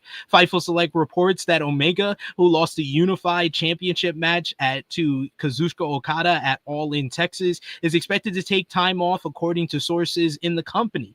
There's no word on the reason for Omega taking time off, nor whether this is a consecutive or sporadic absence. Omega returned to AEW back in January after having been off due to his diverticulitis, and Omega joined Samoa Joe, Will Ospreay, and Adam Cole as talents who will be off TV for some time for various reasons. We'll have more about Will Ospreay shortly here. And then finally, to wrap up with all the AEW All In Texas news, you had AEW All In Texas ran for a total of 6 hours, not including the 0 hour this past Saturday. It became the longest wrestling pay-per-view in history, surpassing WrestleMania 35's 5 hours and 20 minutes runtime. According to Dave Meltzer on a recent Wrestling Observer Radio, the reason for this is because AEW wanted their show to eat into WWE Saturday Night's main event. The Meltzer noted that the show would have likely ended earlier if there wasn't a wrestling war going on. WWE announced NXT, the Great American Bash, and Saturday Night's main event for July 12th, the same day as All In, and put Evolution the night after. AEW decided they were not going to be bullied So by WWE's recent counter programming tactics and went head to head with the NBC show, they wanted their main event to be going on as Saturday night's main event started, which is what happened. And finally, a new report has an update on the buy rate and merchandise numbers for All In Texas. According to the Wrestling Observer newsletter, the show is currently estimated to have done a buy rate of 175,000 buys. That would make the show the fourth biggest in AEW history, behind only All Out 2021, AEW All In London 2023, and AEW Revolution 2024. The report notes that streaming figures were up over 40% from AEW Double or Nothing, in part due to promoting Prime Video as the place to buy the show. Amazon offered a $10 credit to anyone in the US who bought the show there. All in Texas reportedly did $725,000 in merchandise, which would make for the largest merch numbers for a non-WWE show in the United States or Canada, even if you adjust for inflation. It was noted that on Tuesday's Wrestling Observer Radio that the company is very, very happy with how the show came off, and the morale was equally strong. Dave Meltzer noted that the feeling backstage is that things have quote unquote turned around in terms of the company's direction, and that they certainly peaked for a big show. AEW's next big event is on August 24th from London for AEW and New Japan's Forbidden Door. On the back of that success for this year's show, AEW All In London is returning to the UK for 2026, and the date and location have now been confirmed. It will take place on August 30th, 2026 from Wembley Stadium in London, heading back to the same place that they were for the show in 2023 and 2024. So you kind of skated around the question before, so I'll ask everybody else and then we'll go back to John. Where does All In Texas rank for you, Josh, as far as the greatest AEW pay-per-views of all time? I'll start things off and I'll say All Out 2021, I think it's still number one.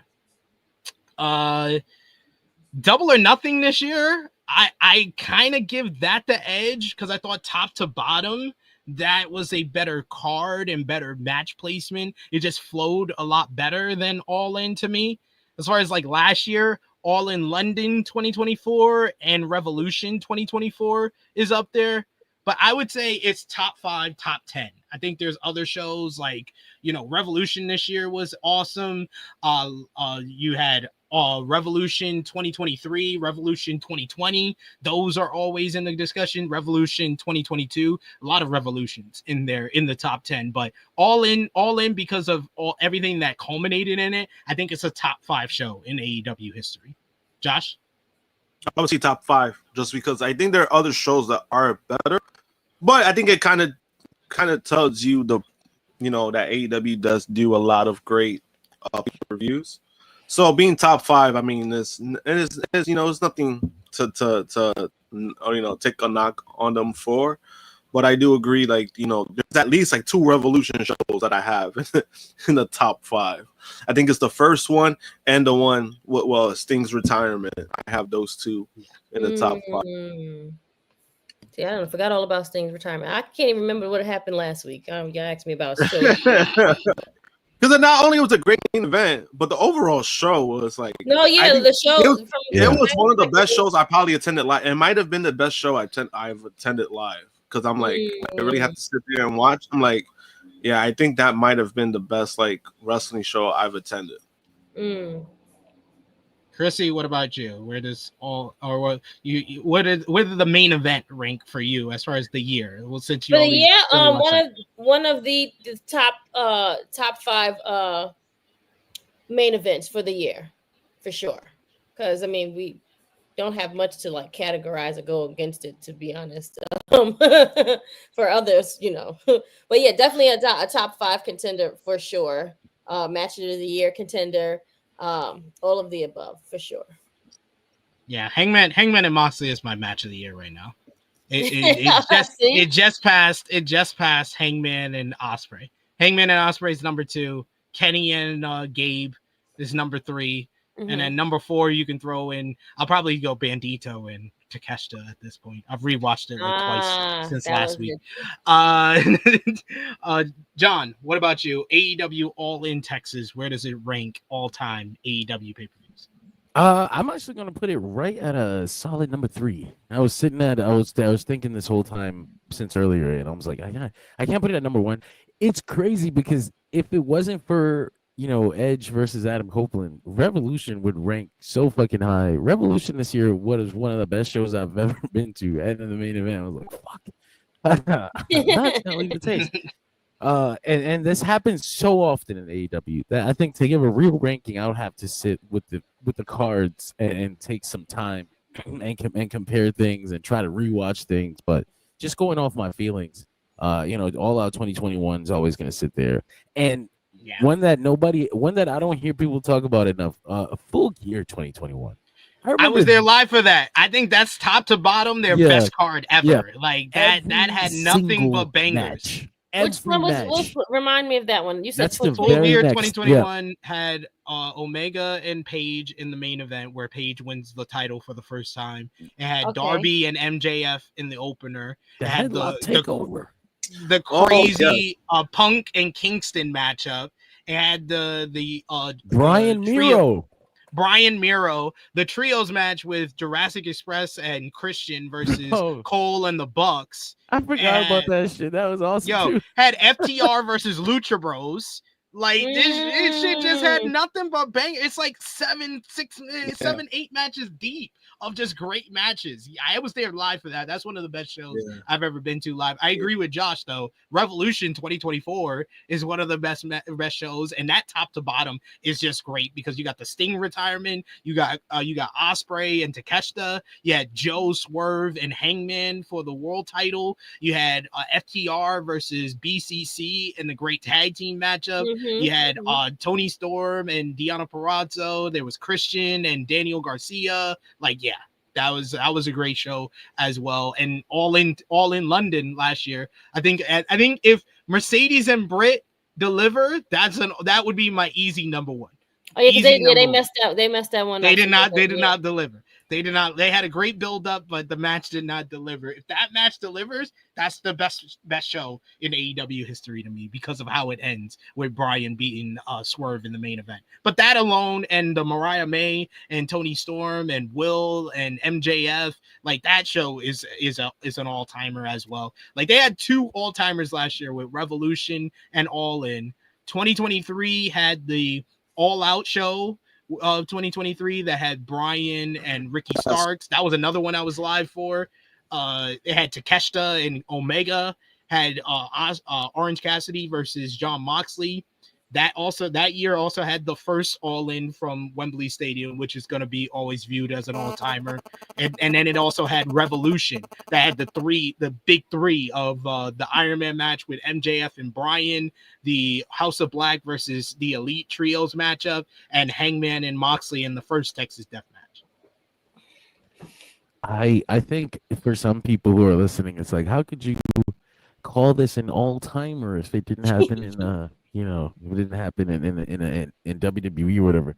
I think you really gotta understand the difference in what we're looking for out of wrestling. Like I think if you lean more towards like that kind of wrestling, then I don't know if this is ever gonna speak to you the same way. I almost feel bad. Like, damn, you'll never gonna feel this. We've been feeling this shit 4 times a year over here, but it's like if you're into wrestling for wrestling's sake, if you're into the violent dance, then there's no better time to be a wrestling fan right now. Like it, and over the last 6 years, as far as like mainstream wrestling, there's never been this quality of professional wrestling on a television show. Like never. That's crazy to say, right? You must think to yourself, well, probably in the 80s or whatever. Fucking no. Like on a weekly basis, you got guys out here at this age willing to go out there and work that style for that long. And yeah, that does end up with like injuries, and that does end up with a lot of other people hurt, but that's kind of what makes it all worth it. Like that's the risk. That's what it's all about, which is crazy to say, right? This isn't ballet though. That's what it's all about. Like this is the dance. If that's what you're into, fuck man, this company. That's why it's so hard to be like, what's a top 10? Then you realize and you sit and you look through the pay-per-views, it's like it would be so much easier to say what is the worst one. Yeah, I could off the top of my head, I could tell you too. It's World's End 2023, the first one, All Out 2020. Those are the worst two AEW pay-per-views. And it's so easy to say because every other one was just like at least it was good. Like there's never beyond that line. Every other AEW pay-per-view was at least good. So now you got to sit here. This would take hours. You'd literally have to go card for card, match for match, and come up with a mathematical number one. For this That's a good idea for a video. I also will say too that in regards to their pay-per-views, I think you know, what's really benefited them in regards to their pay-per-views is this is kind of what kept them up with AEW when it comes to like perception and all that stuff, was their pay-per-views, that you kind of knew what you were getting with AEW pay-per-view. And I think that even last year that helped them a lot, because last year was like, it was so up and down. There was times where you had like good buildups, and then there was times where it was like, what are we doing right now? Like, we have a show coming up and there's nothing here. But then all of a sudden, majority of their pay-per-views always delivered. And I think that was the best part of the business last year too. Like they increased in their pay-per-view buys last year because of that. So I think that's one of the things that I think a lot of people don't look into too much, where it was like, you know, their pay-per-views kept them afloat in a sense. And then, you know, now you're starting to see it more. Like you're starting to see like the numbers still go up, and people are still buying. No matter gets scared about the price, people are still buying. Why? Because they know they're getting a good show. A good show. Yep. I mean, you paying $50, man. Jeez, you got to get a good show. Also, I don't mind the length. Obviously, they can't all be all in sized, but All In is probably the biggest show they were going to do all year, so I don't mind that it went that long. Didn't feel like 6 hours. I was at Mania 35. I was at the last record holder, and that one felt like every 8 hours. bit of 5 hours and 20 minutes. And yes, I still have PTSD of Dustin Rhodes no selling us a cinder block to my fucking ankle. That's why I don't want to see him win all these titles. He's a Rhodes. I'm about to say, but you're okay with him having this pop in Texas? No. I'm able to rationalize it in my head. I don't accept it and I don't like it, but I'm able to rationalize why. There's proof that he didn't like it because he had that picture that he posted, which was hilarious. Yes. So yes, AEW Dynamite this week, coming off the heels of All In Texas, did not do well as far as the ratings. They did 586,000 viewers, but it did win for the night in the 18-49 demo. The show featured Hangman Adam Page kicking off the broadcast with the AEW World title around his waist. He cut an excellent promo thanking the fans and every star who fought against the Death Riders for the past 10 months, including Swerve Strickland. This led to later in the show where Hangman, Mark Briscoe, and Powerhouse Hobbs picked up a win over the Death Riders in a good trios main event. Post-match, though, Jon Moxley and company jumped the babyfaces until Darby Allin showed up in the rafters to stare down with Mox, which allowed Hangman to deliver a buckshot lariat on the former champion to stand tall. The Young Bucks were now broke because they lost their EVP status as they arrived in an Uber and were disrespected by everyone before aligning with Don Callis. This led to the Bucks, who had no music and a new Videotron that had freaking PowerPoint font.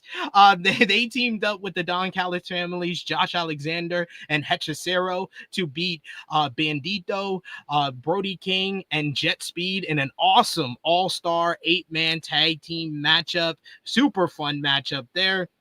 You also had Kyle Fletcher defeated Mascarada Dorada in a super fun opener. Post-match, Fletcher talked into the camera that Dustin Rhodes ruined the biggest moment of his career, and he was taking everything from the legend. Speaking of legends, you had Cope came out to explain why he came out to help Christian Cage, saying that he was just there to go after FTR and didn't forget everything that his former friend did to him. Then he got interrupted by Stokely Hathaway, who confronted him and warned him that he cannot lay a finger on FTR, but forgetting to mention himself. So Cope delivered a spear on him to close the segment. Timeless Tony Storm came out for a victory speech after defeating Mercedes Moné at AEW All In Texas. This was interrupted by Athena, who teased cashing in her guaranteed title shot. You're eating chocolate. It's delicious. at any point. Then you had MJF and the Hurt Syndicate sent a message to Hangman Adam Page that he plans to be the embodiment of the new champion's depression, while Mark Briscoe sent a message to MJF that he is invoking the spirit of Jay Briscoe and going to be even more destructive and unhinged now as he tries to make Max pay for his sins. Tekla beat Queen Amanada, Chris Statlander, and Willow Nightingale in a pretty decent four-way to win $100,000 thanks to interference from Julia Hart and Sky Blue. Kazuchika Okada debuted a brand new entrance theme and robe before picking up a quick squash win. Post-match, Okada called out Swerve Strickland for screwing his best friends, the Young Bucks, and called him a bitch. This led to Swerve confronting him and asking him, "What you gonna do about it, bitch?" Bitch for bitch, as we start a new rivalry here between Swerve and Okada. I thought it was a very good follow-up to All In Texas. I know some people were disappointed, whether it be with them being in the ballroom or them feeling like, oh, this should have been an all-timer, but I think that they set things in motion for the next round of things. I like the fact that every segment either set up a new story or set up a new rivalry. So I thought this was one of their better post-pay-per-view episodes. What did you think, John? That's what it's all about. That's what post pay-per-view shows are supposed to be. I think a lot of WWE fans watched All In and they watched Dynamite and they thought it was gonna be like Raw after WrestleMania or something, or it's just like pops for pop's sake. And no, sir. We eat steak around here. We like to cook it and get it seasoned when it's possible. So no, it was definitely one of the better post pay-per-view shows. They set, like you said, every segment pretty much set up a new storyline or continue something going forward, and that's what it's all about right here. So if it's like, if you didn't enjoy this, then don't come back. I don't think you shouldn't come back. This is what it is. This is what weekly Dynamite is, and this is what it is at its optimal form. This is what it looks like when it's good. So if you don't want this, then I would actually ask you to get up and leave, because I don't want you fucking this it up. I don't want you sitting here. And last time AEW was good and Tony started listening to outside fans, things got really funny. So if you don't like what we're enjoying right here, then you ain't part of this. You ain't part of this. This is what AEW is about. That fucking that all-star tag with the Bucks. The Bucks are dealing with this broke Young Bucks bullshit, and they're out there still wrestling their ass off like the Bucks. Apparently, Nick Jackson did his damn thing in that matchup. I was like, Nick Jackson is on fire right now. Apparently, that's part of the reason why they wanted to shift away from the EVP thing. They just wanted to get back to having good Young Bucks matches, and shit, I'm down. I'm excited. Ironically, though, I noticed that this storyline with the Young Bucks being broke or getting fucked over by the company, everybody's trolling them now. It's endearing them to people that really hate them in real life. Yes, I think that's real funny. I don't want to say what that says about your intelligence level, but I think that's funny. I think that's real funny. That it's basically the bum ass Corbin theory. It's like, oh, so if they just had to act like they were being fucked over for you to really jump on the bandwagon. Okay, then double down on it. Let's do this to them for 9 months so people start feeling bad. Like, okay, maybe they've gotten everything they deserve. There's a good babyface push on the other side of this if they really like just do it right. You really hold them down and make people feel bad for them and really draw out the sympathy. Then I think it'd be an interesting turnaround. It'd be a whole other career resurgence. But we're still at the beginning of it, so we'll see. Yeah. What did you think, John? I mean, Josh. Are you there, Josh? Oh, there you go.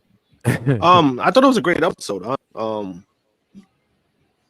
thought it was a great episode. I saw the discourse of it. I think a lot of it's just bullshit. I think a lot of it's just pro WWE fans who were just looking for something to shit on. I think that's all it really was. Because I didn't have a problem with I didn't have the problem with the venue. I thought it looked cool. I like the fact that they're doing unique venues and they're doing like these what do they call it when they do like the multiple shows in a row at the same place? Yeah, so they're doing a residency, which they said last year they were doing. Like this was already planned. So it's one of those things where it's like it's not a big deal to me. It wasn't a big deal, and it looks. I like the way it looks on TV. And then the overall show, was good. People, I think what it is that people short circuiting. Yeah, they rely too much on like WWE. Oh no! You gotta restart programming. Oh no! WWE broke into Josh's internet. Yep, taking over. WrestleMania. We're hearing like every other word. They don't want you to be great. We expect something big, but it's one of those things where they. Oh, it was like it caught up and then it froze him. Mm-hmm. They didn't want him to be great no more, man. They was like, nope, you're out of here. No. It took John with them too. Yep. I think John's in the background. I think he's just he's resetting up. He's resetting up. I think Josh, we gotta have him re-up the Wi-Fi. Re-up the Wi-Fi there. He'll be good. We got Boycott Activision. He says, even as a ECW fan, I don't like the venue. I like the venue. I thought it was very reminiscent of Hammerstein Ballroom. Yes, that's exactly what it looked like, because you had like the balconies, you had like the little like deck like area.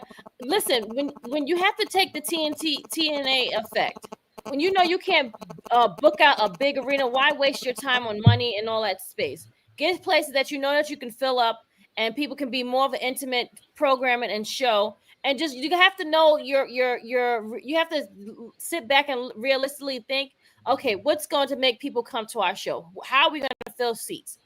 Can we fill up a $2,000 seat arena, or should we have a 4,000 seat arena? Like, we have to think, business wise. If we're not filling up those big arenas, we have to scale down. That's true. Part of the No, go ahead, John. No, I was gonna say I think it's kind of crazy that people don't like the arena. I thought like what? Okay, do you not like that it's small? I guess maybe that's your thing, because otherwise, there's a fucking castle in the background. Like, what the hell? Like, what? How could you not like that? So unique and different. Tony Storm on the balcony that looks like it was built just for her. Like, come on, are you kidding me? What do you mean you don't like the venue? Maybe you just don't like that it's small. Maybe you think, it should look like Raw every week, and it's unfortunate, but it's just not going to happen right now. They're not showing you Raw sometimes not always filled up. I like that we can go from All In to this. Yeah, I don't know. It's so smaller, different and weird type of show. And it's like when it comes to the pay-per-views, they can fill these arenas up. So it's like you still get that presentation once a month. It's not like it's so dire that even the pay-per-views have to be held at the Hammerstein Ballroom or whatever. It's really not that big of a deal to me. It's what we begged for too. Like, you start running the smaller buildings, it'll be great for you. And it has. Yeah, Boycott Activision, they kind of already answered this. Like, you're saying stuff in a different way. I know you're trying to make a point, but your point's not really hitting, because yes, you do this after a huge pay-per-view. Yeah. WWF did this for years. Raw in WrestleMania 9 was in front of like 20,000 people in Las Vegas. What was the next Raw after that? Was that 20,000 people? In the freaking Hammerstein Ballroom. It was in the ballroom. SP, you're giving way too much credit. That was not 20,000 people at no damn Caesar's Palace. Don't do that. Don't do that. Do not. If you watch New Japan, like every year we do this. You go do the Tokyo Dome show with 20,000, 30,000 people, and then the next night you do 1,200, 1,500 at the New Year's Dash. Like, that's just that's just the way it goes. Honestly, I guess I've just been watching Japanese wrestling for long enough where I can see them go from like the Egg Dome to the Budokan, like back to back. Exactly. It's like no problem. I think that's me as well. I've been watching really New Japan, and they'll do like 40,000 in the Tokyo Dome back in 2017, and then they turn around. New Year's Dash is in a place that holds like 1,000 people. Like, it's okay.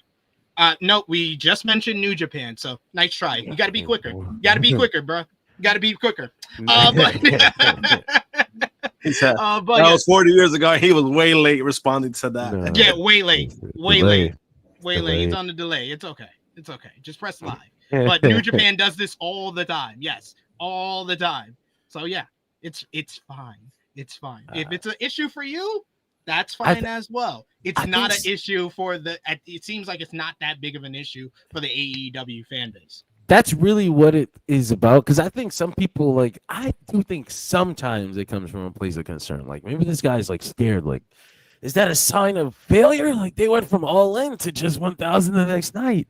You know what it is? They call it, the young kids, what they call it? They call it concern trolling. That's all it really is. It could be because they really don't give a shit. That's all it really is. There's some of that. There's definitely some of that. But I want to address because there's got to mathematically everybody that says that can't possibly just be a troll. Like there's got to be some people that are inspired by trolls and they genuinely are concerned now. And I think if that's the case, then I think you should feel secure in the fact that this was planned. Like there wasn't some shock like we only could pull 1,000 people after All In. Like it was set up that way. We knew you were gonna go from All In to a 6-week residency in Chicago. That's not like some failure. That's just the optimal business plan right now. Like that's good. This is a good thing. This is good. That building was full. Part of the turnaround for AEW has been working the smaller buildings. It's basically getting a smaller building of 1,000 to 3,000 people. 3,000 has pretty much been the average for 2025, who are firmly invested in the AEW product, who are loud as possible, and it's worked out better for their television. Their television is better because they're not doing the 10,000 seaters that they can only fill half or less of the building. And morale. And imagine they would have done that again. Because my thing is, imagine they would have done that this week. Imagine getting like a big thing and they only get like 2,000 people. That would have been worse. Not only worse, but then you're gonna have more people bitch about that. And I'm just like, no matter what they do, people are always gonna complain. But this residency thing was already planned, and I think a lot of people just. They're gonna do another. They're gonna do it in Philly too soon. They're doing another one, so it's like it's not going away anytime soon.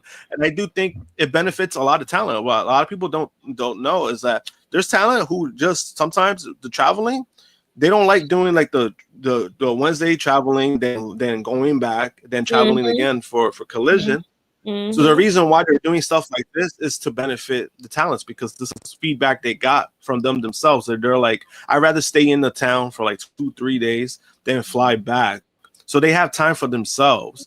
This benefits them, and that's why TK has been doing this because of the feedback he was getting from the. And just to answer Boyka, because he is on time this time, he says, perception is everything. You have a bunch of new eyes on your product. Look at least somewhat like a big brand. No, you're saying you want it to look like WWE. Because that's what the new eyes that you're talking about are trying to view AEW as WWE. And immediately by having a more unique venue that has an intimate feel to it, you're telling people we're not WWE. We are trying to run our own race. We're not running WWE's race anymore. And that's been to the benefit of AEW is that they're not trying to be the big brand WWE. It didn't work. They tried it and it didn't work. I think again, I feel like maybe this guy's he's genuine. I'm gonna take this at face value and feel like he genuinely means this. Like Sid says, and like Josh said, it's not. It's meant to be an alternative, right? We want it this way. I think that's one of the things that some people have a hard time coming to terms with is like, this is wrong. It's like, well, this isn't wrong. This isn't wrong. This is right. Actually, this is good. It's right. It feels good. And if you don't like it, it might be just that it's different. It might not even be that you don't like it. You might not have given it a chance. You haven't been here every week. You haven't seen the Hammerstein, which, by the way, this is what it looks like when you do good renovations in a small venue. Aragon compared to Hammerstein. Hammerstein looks fucking depressing when they went back there. They really need to do something about that place. And it could look really nice. Just need a little face, a little paint, a little TLC, and it'll be great. They put that blue paint. That blue paint looks ugly. I want Tony to buy a building. Buy one of these small buildings.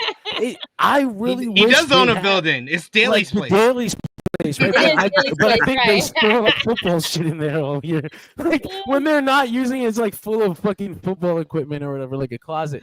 But like, but I feel like I thought Daly's place would be like, I thought they should have a home base that isn't one that they could run every year. Like WWE has a PC, right? If anything goes wrong, you run to the PC. I'm sure AEW can run back to Daly's place if push comes to shove, like they did during the pandemic.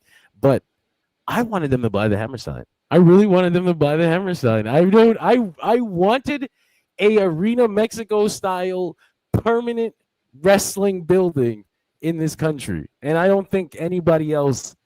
I think the closest we'll come to a person that would actually do something like that is Tony Khan, because he understands the significance of it and having something like that.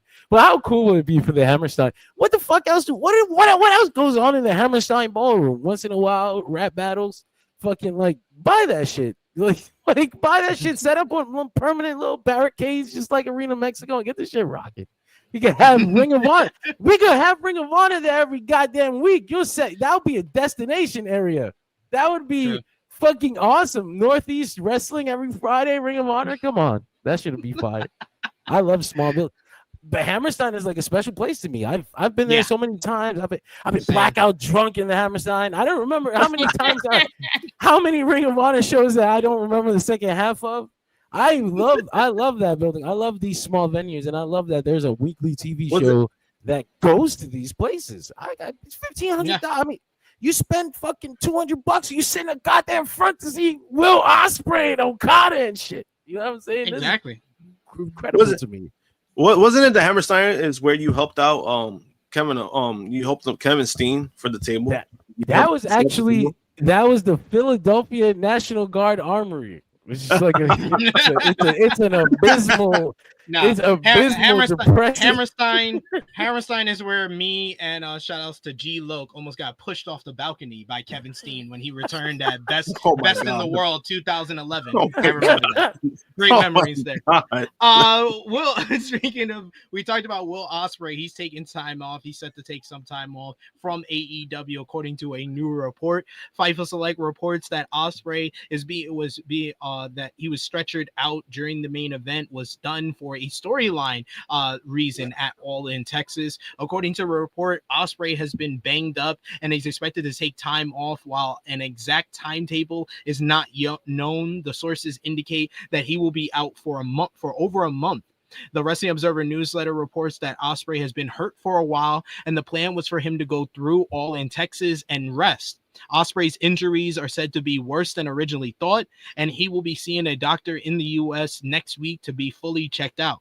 Still no word on how long he'll be out. As for other injuries, you had Mina Shirakawa, who was announced as on Dynamite to have suffered a broken hand during the Women's Casino Gauntlet matchup at All In Texas. The Wrestling Observer newsletter reports that the injury did not take place during the finish of the matchup, as said on TV, and that it happened when she connected way too hard with the spinning back fist to Thunder Rosa. So we hope that we see both Ospreay and Mina Shirakawa back very soon on AEW, but someone we're going to see more of in the near future is Hechicero. He has reportedly signed with All Elite Wrestling in a deal that will see him work for both AEW and CMLL. Lucha Blog shared a Reddit post from a user stating that the CMLL star has signed a deal with AEW. Lucha Blog notes that they believe the report is correct and that a couple of sources have said it was happening with the original plan for it to happen around Grand Slam Mexico, but that things got held up a bit. The outlet added that Hechicero will still work for CMLL under a dual deal, similar to Kevin Knight, who has a dual deal with both AEW and New Japan Pro Wrestling. But speaking of CMLL, Tony Khan, he got to talking this week as he believes that AAA and WWE's partnership is great, noting that he expected it since Dragon Lee joined WWE in late 2022. WWE announced their acquisition of AAA at around WrestleMania 41 weekend. Khan was asked about the partnership in an interview with Q101, where he said on their alliance, "It's great. It's a great thing. We started working with CMLL in 2023, and things have really looked up for us. I have a great relationship with Salvador, and frankly, that's not unexpected to me. I'd kind of been expecting that ever since the way the Dragon Lee signing was announced on December 30th, 2022. From then on, I said, okay, then I think it's very highly likely that's the way that this thing's going, because that was certainly a big surprise to me. It's not like, FTR were there and they saw the WWE cameras and it's like, okay, something's up. I had not agreed to that, actually. Well, on what happened at that show, he said, well, we had agreed that FTR would go down and wrestle Roosh and Drilistico. And then something happened during the day where Dragon Lee was in there. I was up doing a show in Denver that day, and this is Tony Khan with his extraordinarily great memory. He says, I remember, I was with Samoa Joe, and Samoa Joe had a match that night. It was December 30th in 2022. And I talked to FTR, and they said, there's some kind of strange stuff going on here. Then right after Dynamite ended, that match went off, and they announced that Dragon Lee was signing with WWE, and he still had FTR's name on the plate. So it was really a double cross, and that would never happen now. That's one of those things that would never happen now. Salvador and I are brothers, and I have a very close relationship with him. I don't believe he would ever betray me like that, and I would never betray him like that. And if we wanted to do something on a show, we would talk to each other. We wouldn't be making subs or change stuff out or switching allegiances mid-show. This was quite the reveal, because yes, all of that did happen. It did happen. I remember all of this. I think we talked about it on the podcast. What was it? It was the beginning of 2023 that we did that podcast, and we talked about that. Like, yeah, this was all a double cross. That's why we have been clowning Conan for all his subs and all his stupid tweets for the past 2 years, because you were the one who double crossed him. Yep.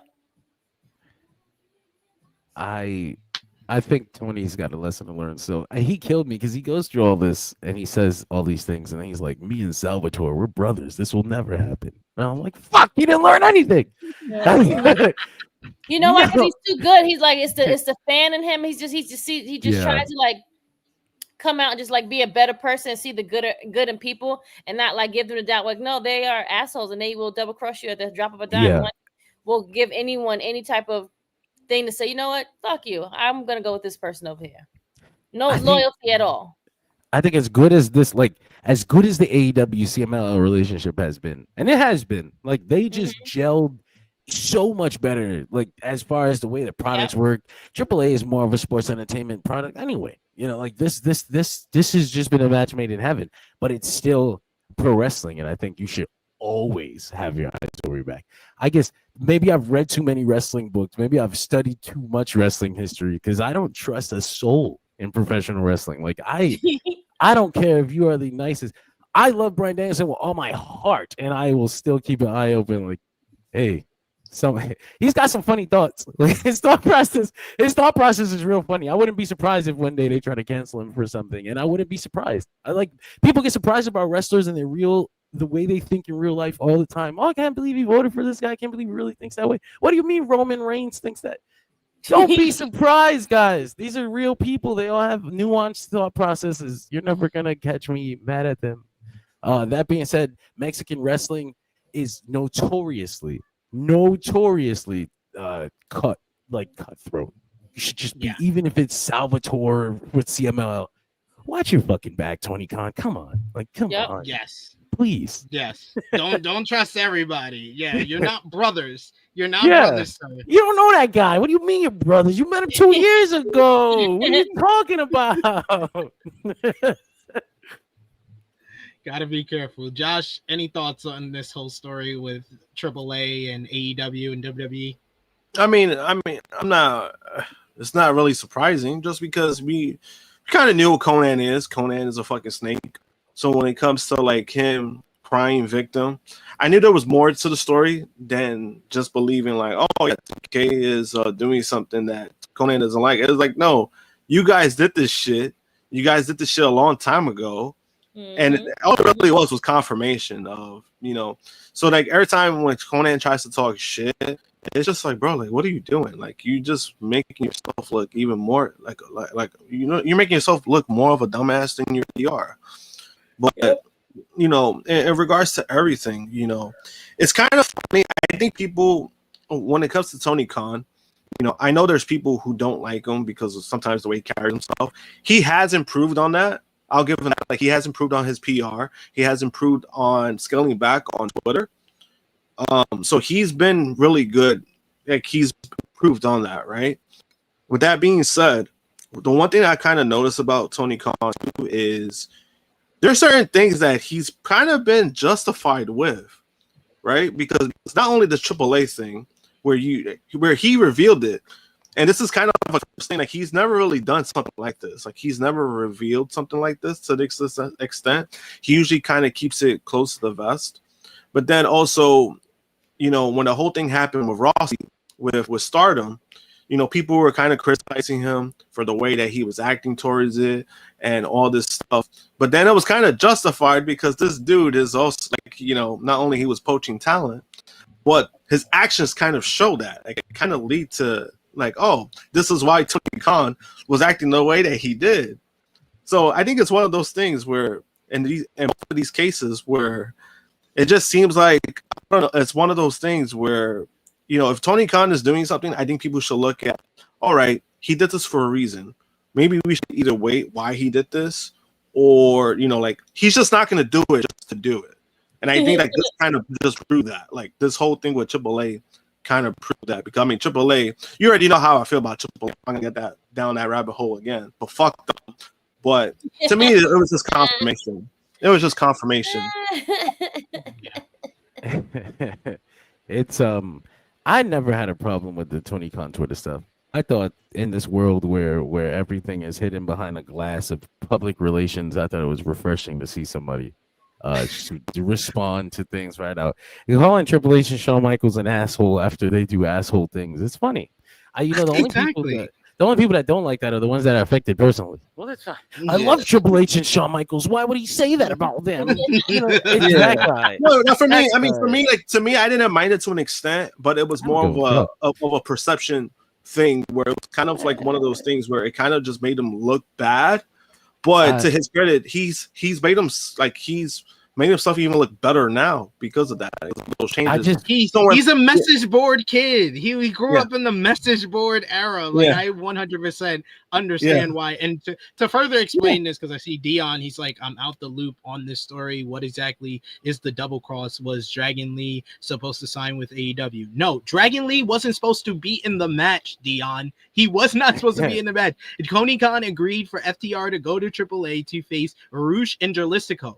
Then all of a sudden they put Dragon Lee in the matchup for the purpose of Dragon Lee, who is signed with WWE at that point. They're just going to announce it on the show to beat AEW guys, their top tag team, take the titles from FTR with FTR's logo on the title, while Dragon Lee announces that he's going to WWE with WWE cameras out there. And Tony Khan did not agree to any of that. Neither did FTR. That's a double cross. That if I can just put it out there plain as day, that's the plainest I can put it. If you go to WWE social media, the video announcement of Dragon Lee signing with the company, you can see FTR's sticker on the fucking title, bro. On WWE social media, I would sue their asses. I would sue the shit out of them. But you know what makes it more crazy though? It's like they signed Dragon Lee, and yet 3 years later, he still ain't doing shit for them. That's like, a whole other conversation. That's a beautiful karma. But you know what? Dragon Lee not the only one, because look who's sitting in the back twiddling their fucking thumbs the whole time. Look at Rush. What the fuck? Rush had the answer for his crimes, man. These guys are brothers. They are in on the double cross, bro. Tony Khan is like, technically, I can't fire you because I can't prove you did anything wrong, but son of a bitch, if you ever see my TV screen again. And then people wonder why is Rush not used? I don't even think Rush wonders. I think he knows. Like, and if it's not for that, then they're like getting into shoot fights and shit on television. Don't get me wrong. I actually think I think Roosh is gangster as fuck. I think because some of the stories we heard where like he'd ride out for people backstage, like he just met in AEW, like that he's been like he ride out for them like if he known him for 20 years. They did what to your girl? Hold on, when I catch him in that ring. Wait, bro, this is a television show. Relax. No, man. Valov said, nah, dude. Dragon Lee won his contract with WWE. He spent most of his time in paternity leave. WWE paid him to have 2 kids. He's on the Maria Kanellis run. You know what? That's a great way to look at it. Not for nothing. glass half full, not empty. Glass half full. Yo, that's crazy. That's It's crazy. It's just if you watched Dragon Lee before WWE, it's like it's so hard to watch him not matter. We're like, this is the guy that was at Wrestle Kingdom having fucking incredible matches with Takahashi when he wasn't rigging his neck or whatever. But like, we don't talk about that. I was there live for that. I had to sit front row to see one of my favorites get dropped on his fucking neck. Is he okay? No, actually. I was like, no. Oh my God, I'm haunted by that. I have PTSD. Our producer was sitting right next to me in the front row, and I was like, oh my God, he just broke his neck. Oh my Phoenix. God. That's why was we it don't do the Phoenix the Plex. San Francisco show, right? Yeah, it was this the fucking he gets him like in a package form and then he just drops back on him and he lands right on the top of his dome. So you saw his neck like this. Oh. That is not a wrestling move that I think people should be using. Like Kevin Steen used to do it to people like that. There's that famous video of him like throwing the dude into the turbo. It just depends on who the fuck is up on your shoulders. That's a disgusting. That Phoenix Plex is horrifying. And Owens would only do it into the corner. He would not do it onto the mat. Yeah, the steamalizer, he would do it into the corner. Final note from AEW, another injury note, actually. Spoiler alert for those who's going to watch Collision tonight. So if you don't want to listen, skip ahead. There is an injury on Collision. PW Insider reports that Colton Gunn appears to have tweaked his knee during his matchup on Collision tonight.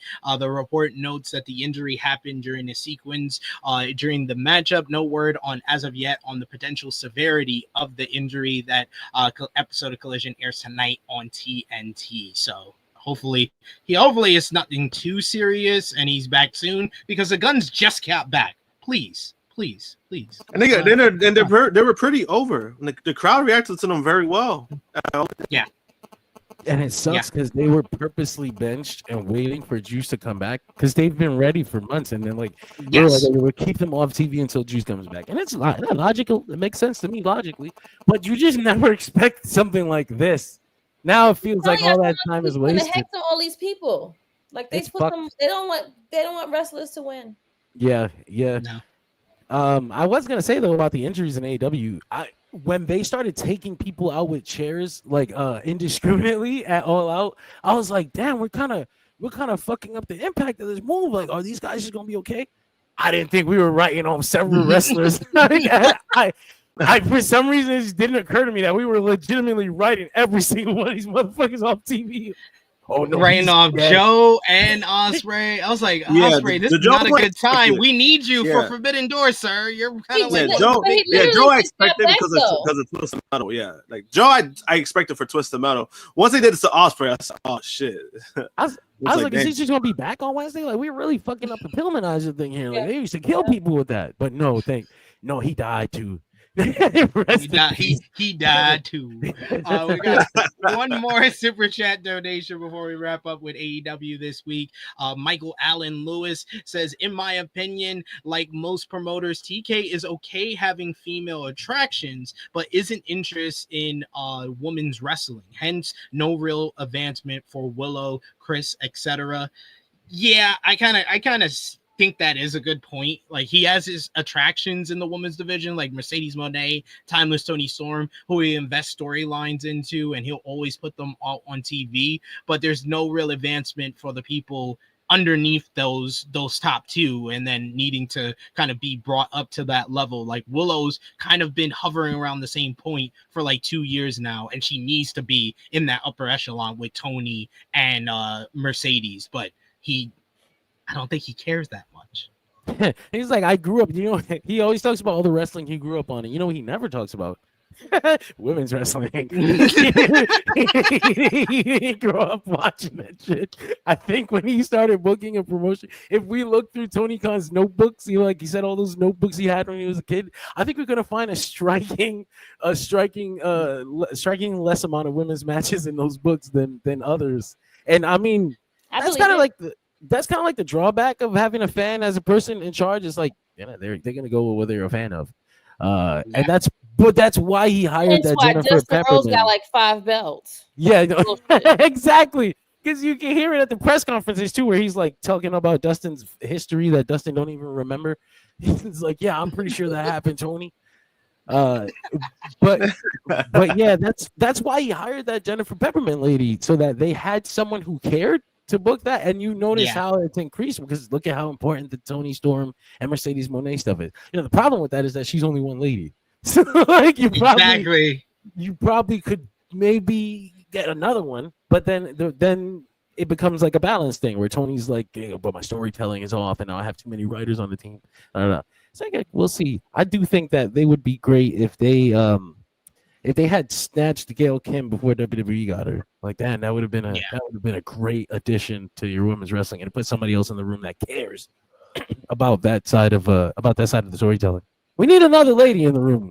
Is what I'm saying. Essentially, I 1000% agree. Hopefully, they can do that down the road. But want to thank John for joining us today. Always love talking to you, and we're gonna do it again. We're gonna say invite you back for the post Forbidden Door edition of the. It's gonna be the new thing. Every time there's an AEW pay-per-view, the following flagship, we need you on. Sign up. I have also some plans. We'll see. You'll see me and Sid working together a little more sooner than later. But thank you for having me. I always have fun with this. I woke up and rushed onto this, and I realized there was a whole night of Japanese wrestling that I neglected. So now I have to run back. So that's why I didn't want to spoil you, because that's what we're going to talk about next. But yes. I just saw some stuff. Yeah, man. But thank you guys for having me. Have fun, fellas. Let the people know where they can follow you and see our stuff at Dirt I was Sheet trying to figure Radio. out what to say next. I was like, something comes here. Dirt Sheet Radio. I like those people. Check them out. It's a great company. On social media, on Twitter, on Facebook, on X, on TikTok, just search Dirt Sheet Radio, and we are there. Daily coverage. I am burning myself to both ends of the candle so that you guys can have proper coverage of pop culture, professional wrestling. It's all over the place. Come check us out. And we're live every week, almost every day. God, I wanted to do post streams for every wrestling show, but it turns out you can't do them on your own. So just come on over to Dirt Sheet Radio and make this all feel worth it. Yes. Support John, support everything he's doing. Dirt Sheet Radio, they're doing great stuff. And thank you as always. We shall see you in August. I'll see you guys later. Later, brother. All right, let's finish up with the Converse. You had ROH TV on Honor Club. The show featured Hechicero beating Angelico in the main event. You also had Jay Lethal defeating Michael Oku in a good matchup.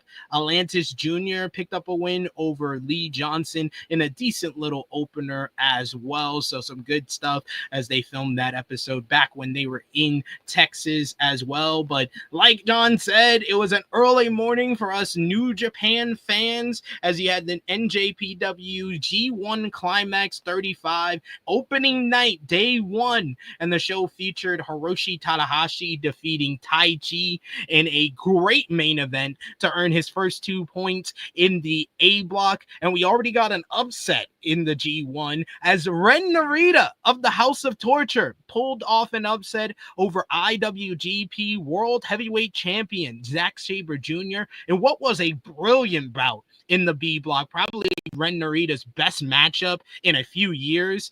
Yota Tsuji beat Sanada to earn 2 points in the A block. You had Roye Uyawa defeated David Finlay in a very good match to earn 2 points in the A block as well. Yoshihashi pulled off an upset of his own as he picked up a win over Shingo Takagi in a solid opener in the B block.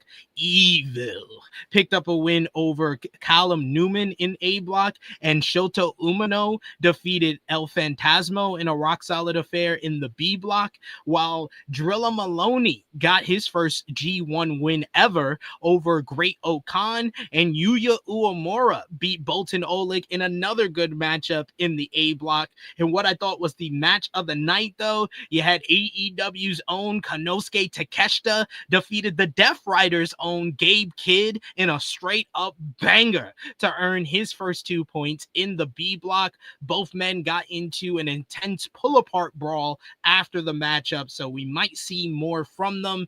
And then finishing off with the partner promotions from AEW, you had CMLL last night. On Friday night, they had Viernes, Espectacular, which had Neon and Masquerade Dorada making it to the finals of their latest tournament, Torrelan Leyenda de la Panta, a tournament by last eliminating Teton and Templario. You had Espinage retain the Mexican light heavyweight title over the Beast Mortos in a very good matchup, while Mystico, Bandito, and Atlantis Jr. defeated Catalino Fantasma in a spectacular trios matchup in front of that hot crowd in Arena Mexico. So some really good wrestling all around. The G1 Climax, always my favorite time of the year, and Krssi Luv's favorite time of the year because she loves to make Climax jokes.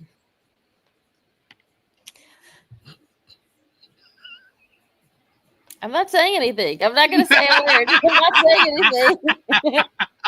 I still remember the first time we ever told you about that in 2020.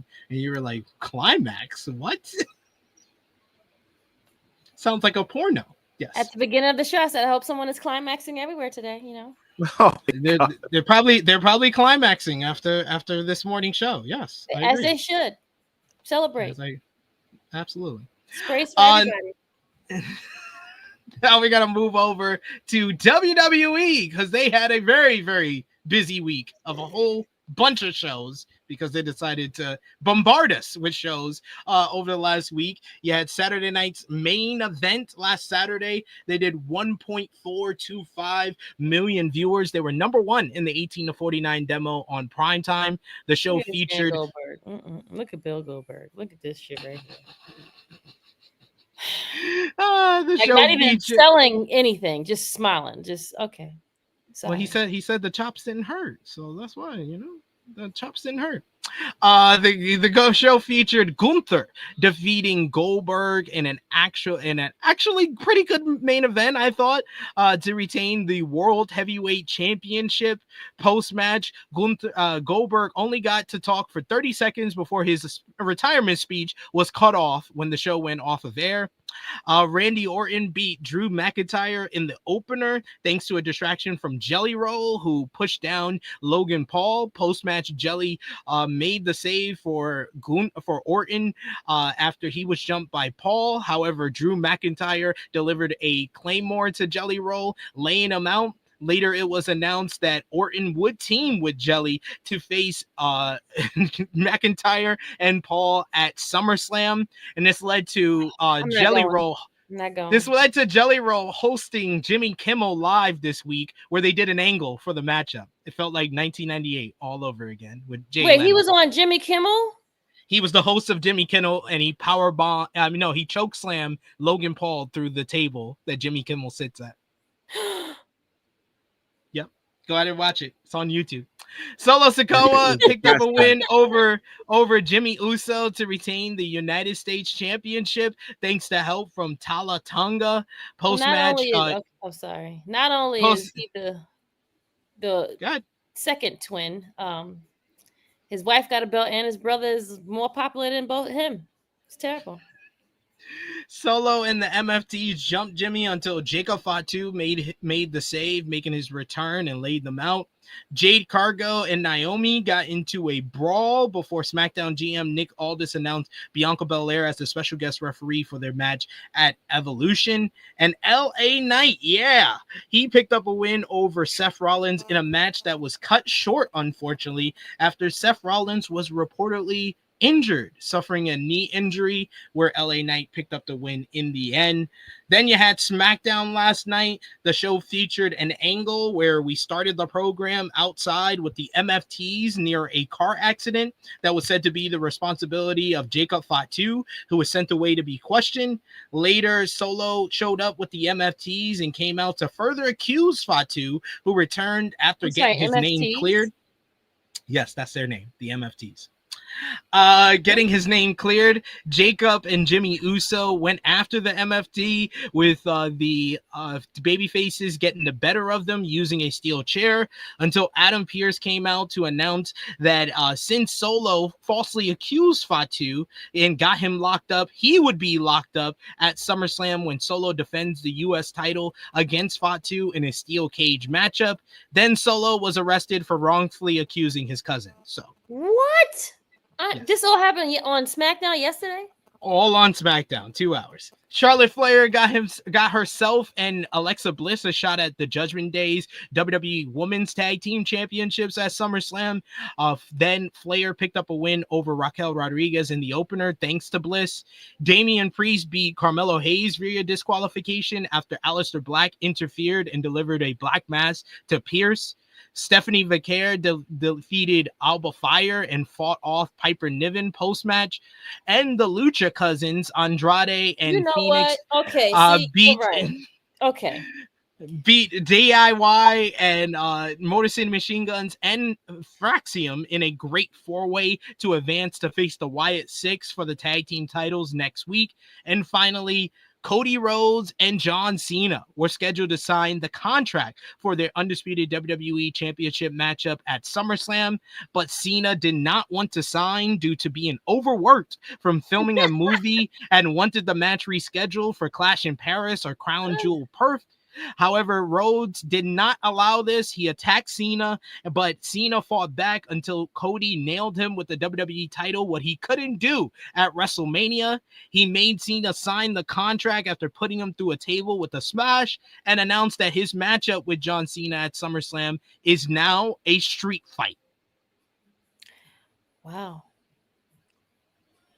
A lot went down this week from WWE. Any quick thoughts on Saturday night's main event, Josh, and what you saw from last night's SmackDown? Saturday night main event, no. SmackDown, they did some good things on SmackDown. The solo stuff was hilarious. I was entertained by that. Especially when he got arrested, that was hilarious. And the contract accusing someone. That's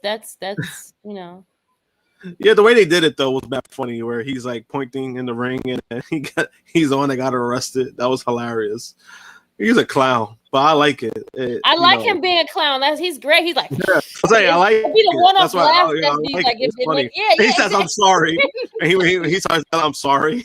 He starts yelling. Be the one-off like what SP just did. He like, and it's like the black is like slowly receding, but the blonde is like still there. It's great. And then as far as the contract sign, I mean, they had to do a street fight.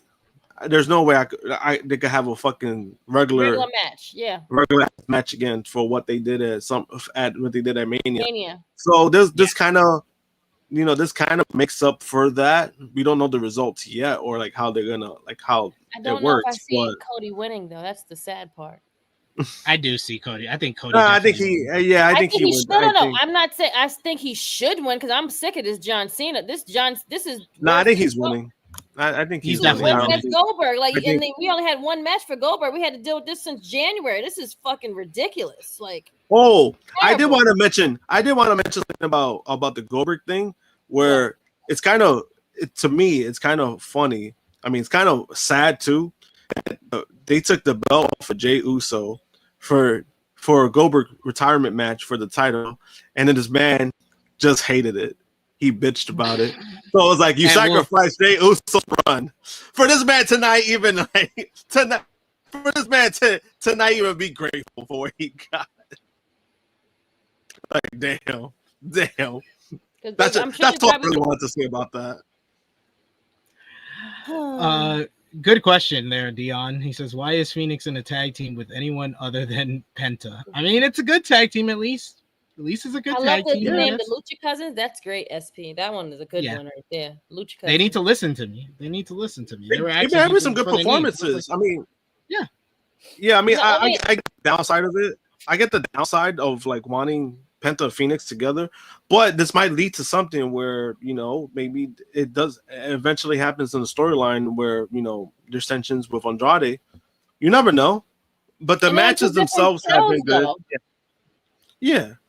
Well, it's not only that, but Dion does have a good point because they did tease the Lucha Bros a while ago, and then it just kind of just went nowhere. When Penta mentioned, Penta mentioned like he's brothers with Phoenix, and they just never followed up with that. They never it was kind of like non-existent. Yeah.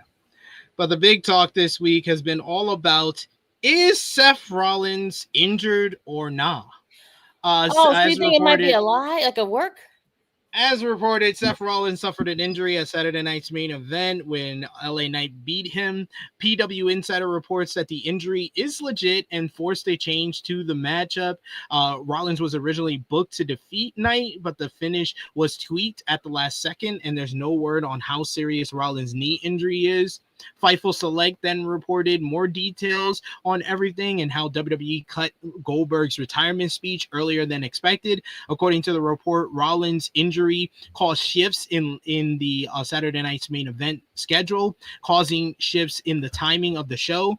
PW Insider reports that WWE is expecting to have the official diagnosis for Rollins' injury within the next. It's probably karma for them for putting on on a show at the same time as other people's shows. That's what they fucking get. Sorry, Seth, that you had to be a casualty. Listen to the whole report. With the fear backstage being that the injury is a major one. Nothing is confirmed yet, though. Rollins was expected to be at Raw on Monday, where he was going to be getting a MRI in Birmingham, Alabama. Triple H said on the WWE Evolution post-show media scrum that the Rollins injury doesn't look good, quote unquote. However, post-wrestling's John Pollock noted on Monday morning that one source had indicated that the injury was a work. On Wrestling Observer Radio, Dave Meltzer noted that everyone is insisting that the Rollins injury is legit, but that he tried to get it confirmed and someone would not confirm it to him. Meltzer proceeded to note that he tried to get a confirmation from someone if John Pollock was mistaken, and they would not say. Brian Alvarez suggested that the match at Saturday night's main event could have been used to write Rollins off of TV due to another legitimate injury that he has, and that WWE sources were just covering their bases in terms of whether they would confirm it or not. To be clear, all indications from WWE publicly, such as Triple H's comments, are stating that it is a legitimate injury. However, then Seth Rollins appeared as a guest host on the Rich Eisen show and gave an update on his knee injury. He says, I was in a matchup with LA Knight and I hurt my knee. I was doing a move I do all the time, a moonsault, and I landed on my feet. When I landed, I felt my knee kind of pop and buckle. We got out of the matchup and moved forward. Monday, I was in Birmingham, Alabama, where our specialist is. We tried to take a look at the knee. There was some imaging. It was a little too swollen, so we're going to take another look, hopefully in a week or two here in LA. Hopefully in a week or two here in LA, I'll try to get some sort of firm diagnosis and we can go from there. I am not a doctor. I only know my body and what I feel. What I feel is that this is going to be me out for an extended period of time. This isn't the first time I've been injured. It won't be the last time. I've always got WrestleMania in the back of my mind. Can I make it back for WrestleMania season? I feel good about that. Beyond a firm timeline, I just won't know until we receive a clearer answer from the MRI. That's where it's at. Rollins also compared this injury to his injury back in 2015, where he was out for 7 months. He said, it feels a lot like 2015 in the sense that in story, I was on my way up to taking the top spot. When I blew my knee out in 2015, I was actually the WWE World Heavyweight Champion. So that was kind of heartbreaking for me. And I had sort of just reached that mountaintop. We were on the way to WrestleMania, and I felt like I was going to be in a really big spot that year. This is sort of like that. But again, mentally, I'm in a different place. 10 years gone, I'm more comfortable with it, and I'm kind of trying to find the silver linings. Having a more positive outlook, he said, my daughter's 4.5, and I'm going to be able to spend a lot of time with her that I might not have been able to otherwise because the schedule is going to get crazy. The Wrestling Observer newsletter devied into the matter in more detail after the injury and stuff, and also said that several people have said that there was a plan to do an injury angle on Saturday night's main event, and then Rollins would leave before SummerSlam and then return at the event to cash in Money in the Bank in the CM Punk versus Gunther match to win the title, with the notion that Rollins and Heyman outsmarted everyone. Dave Meltzer states in this reporting that the current impression is that they were still going to do the original plan, although it could be second guessed if the news getting out undercuts the surprise notion of such a thing happening. It is noted that backstage at Saturday's show, everyone was told and acted like Rollins was legitimately hurt, and the people who knew were very small. Pollock's reporting was that he had been told days before the show that they were doing an injury angle on the show, and that everything he was told beforehand went down as such. No one from WWE has said that Pollock's story isn't accurate at this time. The initial reaction from those in the company was that many in WWE would be upset if the company worked them like this. But one source who first believed the story now believes it was probably an angle to cover an injury that may have taken place earlier. People in the company are now saying that it's a complete angle, while others say it is a minor injury that Rollins had been going to be taken care of, which is where the story stemmed out of. The report does point out that Rollins did a promo the week before that suggested that Roman Reigns would be his opponent at SummerSlam, but that the proposed card for SummerSlam from 3 weeks ago listed Reigns against Braun Breaker, a match that appeared to be potentially set up on this week's Raw when Reigns returned, and laid out Breaker and Bronson Reed to make the save for Jey Uso and CM Punk. To be clear, Meltzer is not reporting definitively one way or another whether the injury is a work or not. Obviously, this will all be made more clear depending on what happens at SummerSlam. So I'll go to you first, Josh. What do you think? Do you think that Seth Rollins is injured or not? I mean, it's tough to tell. From the report yesterday, it sounds like a whole bunch of bullshit. I mean, as in like, oh, so maybe he's not injured. It's just, I don't know. It's one of those things where, you know, if it is a work, you know, the approach about it is kind of like, you know, it's kind of smart in a way because you had him lose, right? You had to advertise, you had him lose, and then, you know, you know, they said things had to change because of that. So in that aspect, if it is a work, I think they did that very well in regards to that. But on the flip side, I don't put it past that it's legit because Seth Rollins has had knee injuries in the past. Before, yeah. Several knee injuries.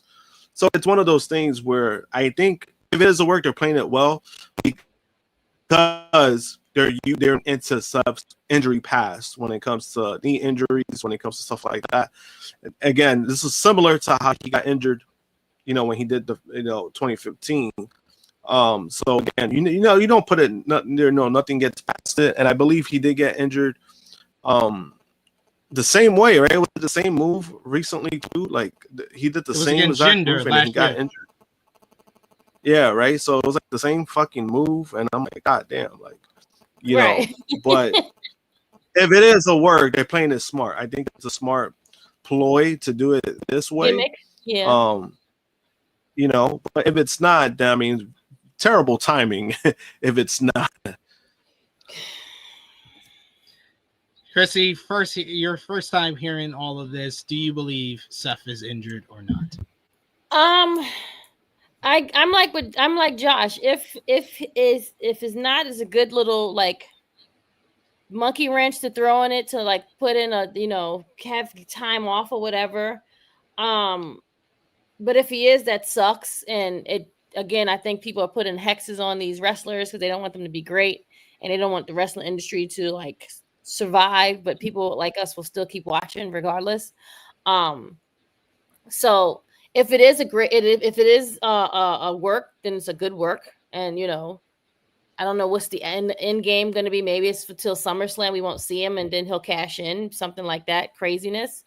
I feel like something like that might happen. So yeah, I'm on the fence. But hearing all this stuff, it seems very like work-ish. So I'm gonna say he's not injured. Definitely seems like a work. Well, the other big note outside of Seth's injury, I mean, I'll just say I think it's a work. It's a work. Yes, I think it's very much of a work. It was a couple of things that peeped me up to it. They made it a part of the video package for Saturday night's main event on Raw this week. They never do that if it's a real injury. Seth's and then there was a fan camera that showed Seth after the matchup, and he didn't even know how to limp on it. So like, yeah, like come on, like there's a couple of things where I was just like, I don't know about this. This seems like a very, very well put together angle. So that's my theory for now. Hopefully, we find out more in the weeks to come. Hopefully that's what it is. Hopefully it's an angle. Cause I don't want Seth injured. Yeah. Yeah, I mean. But the other big thing from Saturday night's main event was, of course, Goldberg's retirement. And Goldberg has opened up about his retirement matchup as he spoke with Ariel Helwani this week. And he said that while he was honored by the opportunity, he was ultimately unhappy with the execution. On his post-match speech, he says they cut me off in freaking 20 seconds with a microphone in my hand. I got 2 weeks before I can really spill the beans and make my feelings known about the entire rundown. It was a little less than to be desired. On frustration with the short 3-week build for the matchup, he says, let's just say I'm pissed off at the way that went out. I put so much into it, and I don't feel the effort was reciprocated to put a stamp on what I accomplished. I just think it could have been a little classier prepared than it was. That was a mild understatement. On how he reacted backstage to his speech being cut, he says, it's not worth me. I'm not going to snivel over it by any means. I got the opportunity to have it for 28 seconds. Not many people get that. Everything throughout the years built up to the ultimate rib. I guess that was the ultimate rib. Goldberg says that about Gunther. He says Gunther was an unbelievable guy to work with. It was awesome. I had a good time. I was laughing in there when he was chopping me. I actually had fun. Shut up. I'm on the fence with this. No, do I think that Goldberg should be complaining? Because like he said, not a lot of people get the opportunity. But I think that we can all admit WWE did not book his retirement properly. They didn't build up to it well. They didn't present it well on the show. It was thrown out there as a ploy to counter program AEW and wasn't treated with the reverence of a major star from the 90s should have been treated with in his final matchup, to me. It's true. You know, I mean, it's true. Like, I mean, it's one of those things with Goldberg. I'm laughing at Chrissy's reaction. I'm sorry. Yeah. I mean, it's true. It's one of those things where Goldberg, like, did I care for the retirement match? Not really, because I think I've seen enough from Goldberg that is like, what are you really gonna do with Goldberg? Like, what is there to really do? Tell them, Josh. Yeah. Tell them. That's it. Like, what did you expect? You know, from this 60-year-old man, right? I'm tired. I know. I'm just saying. I mean, I'm just saying. Because the thing is like, if I'm being realistic, I see both points. Like, I see both sides of the table. Whereas, like, yeah, you know, Goldberg probably felt like he probably should have gotten a better deal of his retirement match, and to an extent, I do agree. Because of the circumstances, they just threw it in there because it was a counter program kind of move. Like that's all it really was. So I understand that aspect, but at the same time, it's like did I really, like myself as a fan, did I really needed a Goldberg retirement match? Not really. I really didn't need one. So it's I understand like the time and effort that he's put in to wanting that moment, to wanting something bigger, to wanting that. Maybe that there's a situation where maybe he thought it should have been placed in a better show, SummerSlam or a PLE. I think those are fair points when it comes to like what he would want. So I'm not gonna knock him for that, regardless of how I feel about the guy. But I mean, again, like I said before, I said last week, I was like, WWE did a great job to make me not care. And that's how the whole thing came off. Like the build up. He's just like Lou Silly, just a damn fool. Just a fool walking around, just thinking that everything is fucking raindrops and gumdrops and bull. Fuck off. Fuck off. Fuck you and everything. You don't need anything. So what you got on? They didn't even give a shit about you. You got your money. Now go fuck off. Go sit somewhere now. Okay? Like, see, I tried to hold it. I kept trying to be nice and no, fuck off. Stop doing this. Stop. No, I'm just saying. Stop. I mean, hey, I'm not saying, hey, I mean, no one gave a fuck about Goldberg for how many fucking fuck off. Now, if we talking about Stone Cold or like Goldberg was a big star. At one point, people thought Goldberg was a bigger star than Steve Austin. 10 seconds of matches? Fuck off, people. No, like, I'm talking about in 1998. No, 1998. No, in 98, he was the biggest star. He was Diamond Dallas Page. He was one of the biggest Havoc, 1998. You said name boy? I mean, you were like 13. Again, I'm not. Hey, So. again, I'm not. I said 13, again, so I gave you the benefit of the doubt. Everyone you see, like I'm not disagreeing. You gotta stop doing this. You have to stop doing this, okay? Stop trying to make, give and plead like Tiff. I've pled. I'm talking about the Shy now. I have been on Tiff's side. I have given Tiff so many chances. Fuck off. Fuck her. Fuck off. Her whole character. Fuck off. Take it all away. She about to fuck her baby daddy's killer. She is, and I hope the grandmother take the baby because she done signed her rights away. She done signed it already. You know the lady gonna take the baby. Fuck off. All of it. Fuck off. See? I mean, I'm right. That's why. No, I'm not saying that I disagree with you. I'm just saying of like what he said about like feeling how he feels. I'm like, I don't think he's necessarily wrong for how he feels because he feels how he feels. You can't really dictate that, right? Yeah, but that nigga got paid. I'm talking about, a nice little check. He got paid again. I mean, he was getting much paid bigger than it was 3 weeks ago. It is. When this random ass match in Atlanta. It is.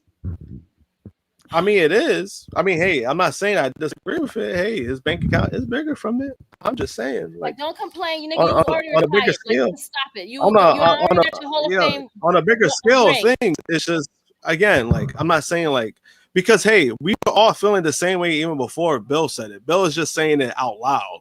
I think that's what it really is. If WWE really wanted him to have his little match, they would have had it go on afterwards, like they usually did with Evolution. They had Evolution come back on after, which was on Peacock. Say, hey guys, come on Peacock and see the remainder of all of this stuff. I agree. I think if you really wanted to do all this stuff, I'm just saying. Yeah, but what makes Goldberg what makes him look worse is that he did this interview 2-3 days after that. That's what makes him look bad. Yes, that's what I'm saying. Fuck off! Like, come on. Now, if he would have done like in a month in advance, I would have been like, oh, he didn't like it, but you did it right there. You did it 2 days after. You did the interview 2 days after your retirement match, and then he got caught off. His feet got caught off. If I was that, and I only got 30 seconds of retirement speech, I'd be pretty pissed off too. But it's one of those things where it's just like, did I care about the match? No. I'm not saying like he's gonna feel how he feels, but at the end of the day, I'm like, WWE has always done him dirty. So this is nothing new. That's what I'm saying. Like you did this, son. Like you keep going back to the food. Like You know the meaning of insanity. It's insane. Like something is fucking wrong with you to keep going back to the same fucking Yeah, he saw shit. that dollar signs. He And saw that money. every time He got to pay his kid every to time get he into comes college. back, he So complains about the same shit. Oh, afterwards, after you get He the does. fucking check. This is not the first time. This is not After the the first check time. clears, then he's like, "Oh my god, fuck them. They did this. Like, fuck off. No, fuck Goldberg, yo. Like, yo, I'm not gonna keep doing this shit with him, yo. No, fuck him. Like, he get everything that he fucking deserves." Is this Bret Hart? I'm sorry. Pulling in for Krssi? This is Krssi the Hitman Hart. Oh my god. We had Josh last week. We got Krssi this week. God damn, Krssi. I didn't know Goldberg had you feeling like this. I didn't. It's between him and Dustin Rhodes. I don't know who gets it the fucking worst. It's one of the two of them niggas. Like,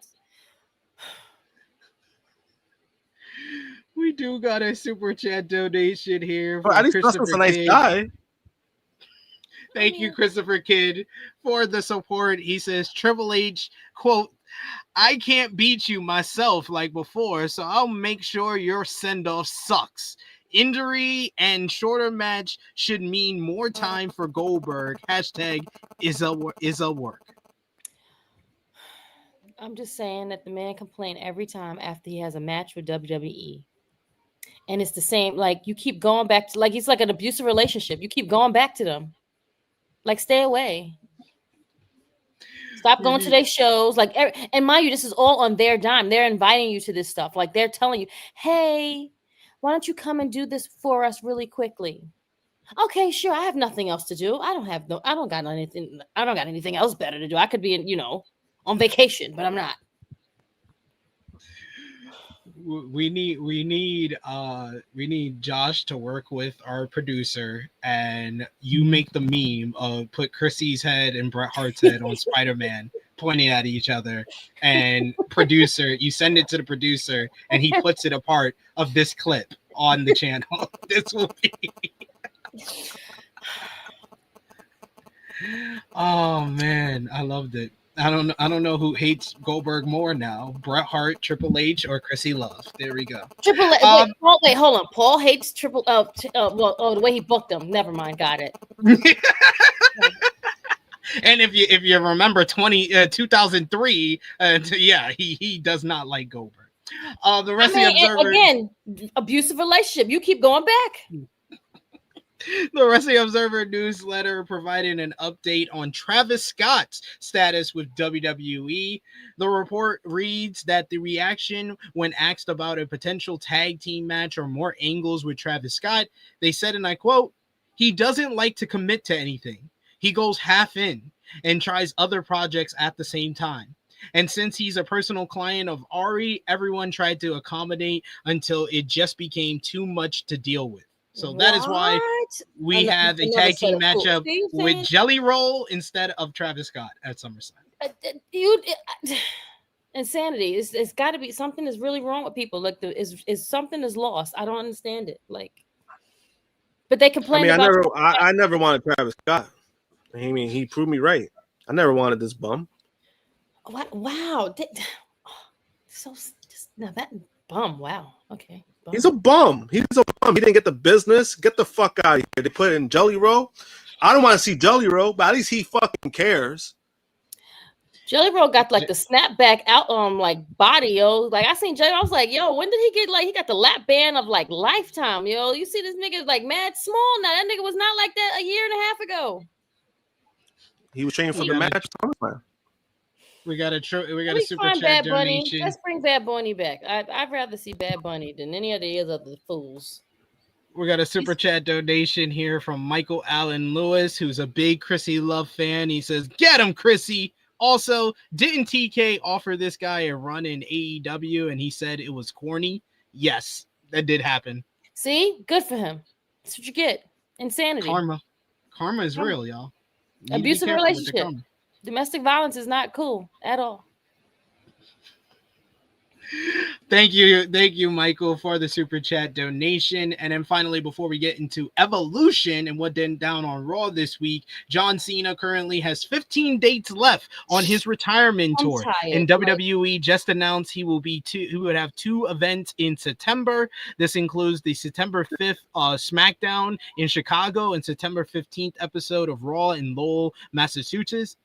His upcoming dates are confirmed to be August 1st, WWE SmackDown in Newark, August 2nd, 3rd, WWE SummerSlam, WWE SmackDown in Montreal on August 8th, August 22nd on WWE SmackDown in Dublin, Ireland, August 29th, WWE SmackDown in Lyon, France, August 31st, WWE Clash in Paris from Paris, France, September 5th, SmackDown in Chicago, September 15th, Raw in Lowell, and October 11th, WWE Crown Jewel Perth. So we know we only have six dates that have not been announced for John Cena's end of his retirement tour. So it's definitely going to go into October. So they'll be saving those 6 dates for October, November, and December. But let's talk about WWE Evolution, which was a great show featuring Becky Lynch beating Bayley and Lyra Valkyria in a great triple threat opener to retain the WWE Women's Intercontinental Championship. ASAP. JC Jane picked up a win over Jordan Grace to retain the NXT Women's Championship thanks to Blake Monroe betraying Grace by hitting her with the WWE NXT Women's Championship belt. You also had the Judgment Days, Roxanne Perez and Raquel Rodriguez defeated Zaruka, the Kabuki Warriors, and Charlotte Flair and Alexa Bliss in a very fun 4-way tag to retain the WWE Women's Tag Team Championships. Tiffany Stratton beat Trish Stratus in a rock-solid bout to retain the WWE Women's Championship. Jade Cargill picked up a win over Naomi in a no-holds-barred matchup. Stephanie Vicaire won the Battle Royal to get a shot at the WWE Women's World Championship at Clash in Paris by last eliminating Lash Legend. And in one of the best matches of the year for WWE, Io Sky and Rhea Ripley put on an absolutely spectacular main event until Naomi cashed in Money in the Bank to defeat both women to win the WWE Women's World Championship to close the show in shocking fashion.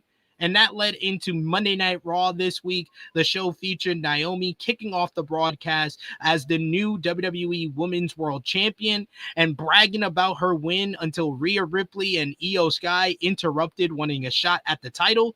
This led to Raw General Manager Adam Pearce announcing it will be Naomi, Io, and Rhea in a triple threat for the title at SummerSlam. Lyra Valkyria defeated Bayley in a great 2 out of 3 falls matchup to become the number 1 contender to face Becky Lynch for the WWE Women's Intercontinental Championship at SummerSlam. Becky confronted Lyra to tease the matchup post-match. The Judgment Days, Roxanne Perez and Raquel Rodriguez picked up a win over the Kabuki Warriors thanks to outside interference from Dominic Mysterio. Nikki Bella beat Chelsea Green one-on-one match, her first one-on-one match since 2019. Another fucking one right here. I'm sorry. Post-match, the Secret Harvest jumped Nikki until Stephanie Vicaire made the save. Gunther punched in the face. Gunther came out to gloat about his win over Goldberg on Saturday night's main event, which led to Braun Breaker and Paul Heyman interrupting. Heyman warned Gunther that Braun was coming for his title. This led to Braun beating Penta, LA Knight, and Jey Uso in the gauntlet match to determine the number 1 contender. But CM Punk picked up the win in the end to complete the bout and become the challenger for Gunther for the World Heavyweight title at SummerSlam. Post-match, the Braun Stars jumped Punk and Jey Uso until Roman Reigns made his return to a massive ovation from the crowd. Roman took out both of the Braun Stars. He then embraced Jay, but left Punk hanging before staring down with Heyman and the Braun Stars to end the show. Big return for Roman Reigns, but most of the talk has been about WWE Evolution. In my eyes, I thought this was the best WWE premium live event of the year. I think Elimination Chamber was also great. That's the only one that's kind of comes close to this. But I think top to bottom, we had more wrestling. We had a big moment at the end. We had a match of the year candidate. This is what I asked for from a WWE PLE, and blew Saturday night's main event and Out the water. NXT Great American Bash out the water. What did you think, Krssi, from what you saw? From what I seen, great ending. Main event. First of all, before even let's talk about Naomi at this point. Let's talk about Io and Rhea. We knew that they can deliver, but they just like, no, we're gonna put all balls to the wall and we're gonna fucking tear this house down. And that's exactly what they did. They did an amazing job. They were, even when Naomi left, they were still they gave these ladies a standing ovation. Yeah, as they deserve. They walked out together. Like they were barely walking, but they walked out together to a standing ovation that was well deserved for these ladies. I'm like, spot on, great. Like, and you have two of the best ladies that are on your roster giving, these matches. Bailey, I don't know why she keeps catching L's. Like, did she sign a contract where she just loses now? Like, I don't understand this. I think at this point they know she's leaving. Oh, she's leaving. I'm starting to think that because she got 1 year left. She said that on the Chris Van Vliet interview. I think at this point they might know she's leaving, because if she don't get no kind of push in the next year, I think she's up out of there. And I would leave too. I would leave too. Like, I can't keep like babysitting and like putting other people on and I get nothing. I can see that. So she definitely needs to go where her friend is.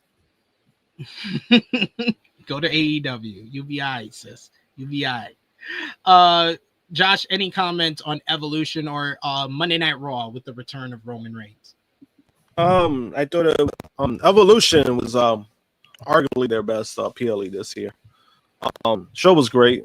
I just wish that they would have had, not only better promotion for the show itself, but they ended up by the showtime, they ended up getting like 8,000 ticket sales.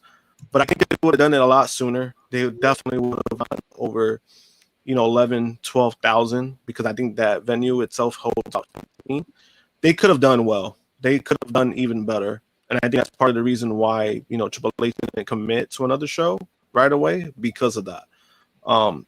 None of the fault to the women. I just wanted to get that out there. None of the fault to the women, because I thought they all performed very, they were great. Main event was great. No complaints about that. And then the cash in, I didn't mind the cash in. I actually liked the cash in. It was a great spot. But also kind of makes sense from Naomi's character, because, it makes sense from Naomi's character because she's fucking crazy.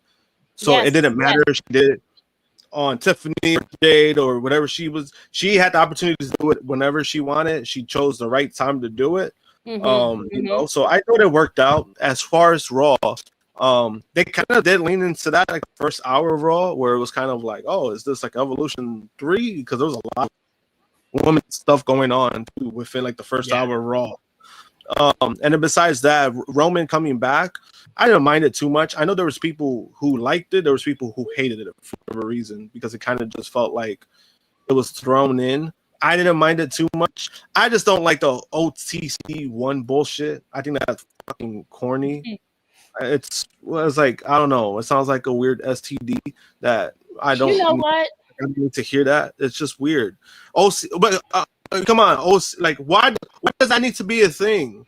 You already OTC was fine. Why need to add a 1? It's stupid. And then he's by himself anyway. Like, so it's like, bro, added it's like, the 1. Did WWE add the 1, or was it the crowd? Yeah, WWE. No, WWE added the 1. It's a marketing thing. It's merch. They wanted them to buy more foolishness. It's dumb. Yeah, and these idiots like eat it up, but of course they're gonna buy it. Am I buying that shit? Absolutely not, because it's fucking stupid. And then like, I don't know, like I see all drivers comments saying QB1. Hey, they already glazed Cody to being their quarterback. So it's like, I don't know. So it's like, they lean into that bullshit a little too much. I just thought that was a little stupid. But overall, like I said, man, like the women, they killed it.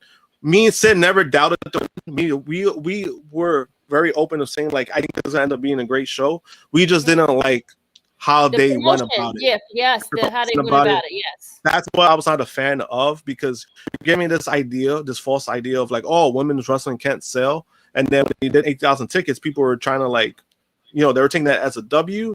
Realistically, I'm like, guys, this show could have been like, they could have done better when it comes to that. I just think that people need to hold management more accountable for shit like this, because this show, again, it could have been, they could have even drawn a bigger crowd, even a bigger crowd than Saturday Night Main Event. But they kind of failed them when in regards to that. Mm-hmm. Evolution, as far as the backstage reaction to the show, it was actually very positive. A report notes some details. PW Insider reported that the multiple executives believe they have to do a third WWE Evolution due to how well last Sunday's show came together. Fightful Select also reports that multiple sources in WWE feel the show was a home run. One WWE higher-up said that the women's roster was put in a position to over-deliver, and they were reportedly happy with how the matches turned out. Besides the women's world title bout main event and the women's intercontinental title match featuring Becky, Bayley, and Lyra Valkyria reportedly received high marks. Fightful also notes that WWE Hall of Famer Molly Holly helped produce the Naomi versus Jade Cargill match, which saw Cargill win a no-holds-barred matchup against her rival with Bianca Belair as special guest referee. Wrestlers in the women's division were reportedly very happy with WWE Evolution 2025. Some expressed how they wish the show received a bigger build-up, but they are said to have found the challenge of filling the gaps on social media more fun. Additionally, Fightful reports that everyone backstage appeared to enjoy the premium live event. PW Insider reports a few additional backstage notes from the show. Many backstage were happy for Naomi and her WWE Women's World Title win. She is said to be very respected backstage. There apparently was a celebration backstage when she came back after winning the title. PW Insider also notes that executives backstage that they spoke to feel they have to do another Evolution PLE after how great the show was. Saraya, aka Paige, was in Hawaii over the weekend and never scheduled to be at the show. Meanwhile, AJ Lee was also never scheduled for the show, and there wasn't any connection between the two. Some fans speculated that she'd appear after WWE put up some content that featured her on YouTube. Also, Fightful Select reports that the show was a hit with WWE executives backstage, as well as they were pleased with it and viewed it as a success and feel as though there will be another Evolution in the future. Fightful adds that WWE would like to use Trish Stratus and Nikki Bella again in the future. Both WWE legends worked the Evolution show last Sunday, and Trish in particular is expected to be back in the ring later this year for her 25th anniversary. A new report, though, had some details in regards to the next PLE, which is SummerSlam. A new report has some details on the matches that are reportedly scheduled for the event. Wrestling Observer Newsletter had a rundown of the matches that are being planned. The show was originally scheduled to have John Cena versus Cody Rhodes as the Night 2 main event, with talk of the stipulation that would be added, which is a street fight after SmackDown. Gunther and CM Punk was scheduled to be the Night 1 main event. Other matches that are being planned are Roman Reigns versus Braun Breaker, Naomi versus Io Sky versus Rhea Ripley for the WWE Women's World Championship, which has been confirmed.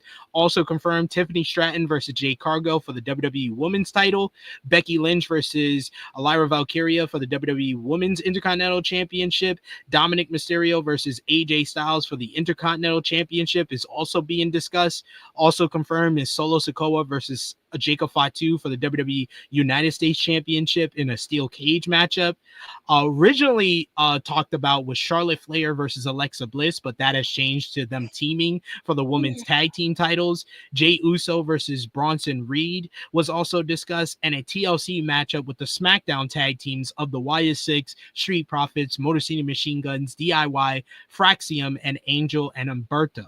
Thus far, those mentioned the announced matches, which also includes Randy Orton and Jelly Roll versus Drew McIntyre and Logan Paul. Originally discussed was Bayley versus Becky Lynch until that was changed into Lyra.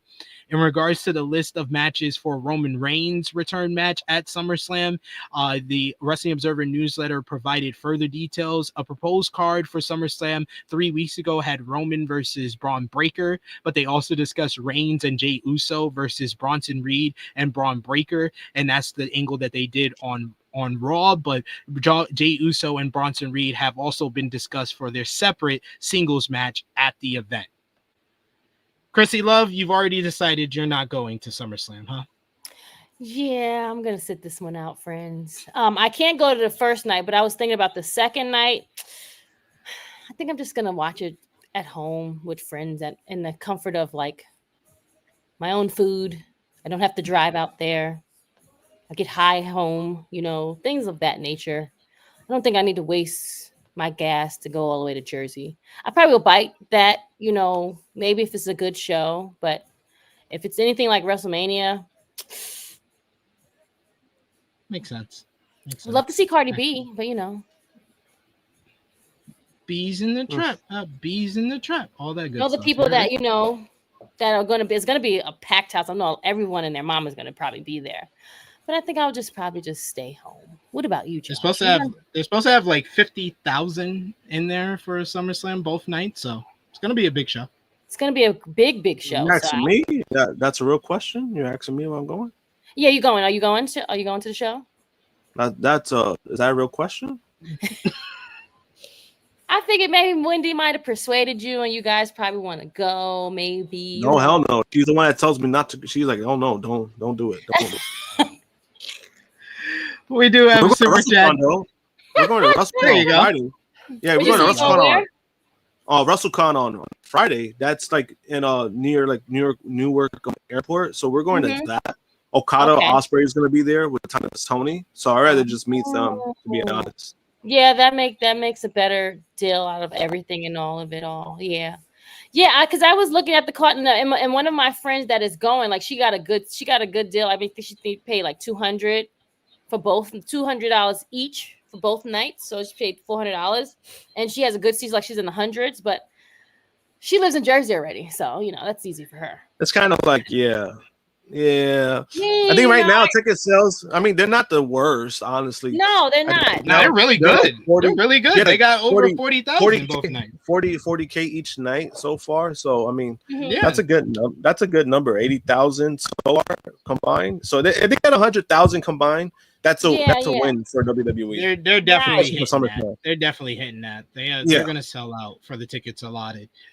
Chuck Berry says, consider this funds to contribute to a track featuring Josh and Krissi's best rants to Nas Ether diss track playing in the background. I need that. Man, between the last 2 weeks, man, Josh and Krssi, we really need that disclaimer, Nikki boy. So please, if you're watching this far, please. He was just here, so. We also got another super chat donation here from Dion, who says, unrelated, but if Mercedes is the CEO, isn't it about time she gets some employees? I mean, now that she's lost the matchup, maybe that's the new direction for her. She had an employee, but she got rid of her. So now, Yeah, they weren't up to standards. I get it. What's Cameron? Get her. Yeah.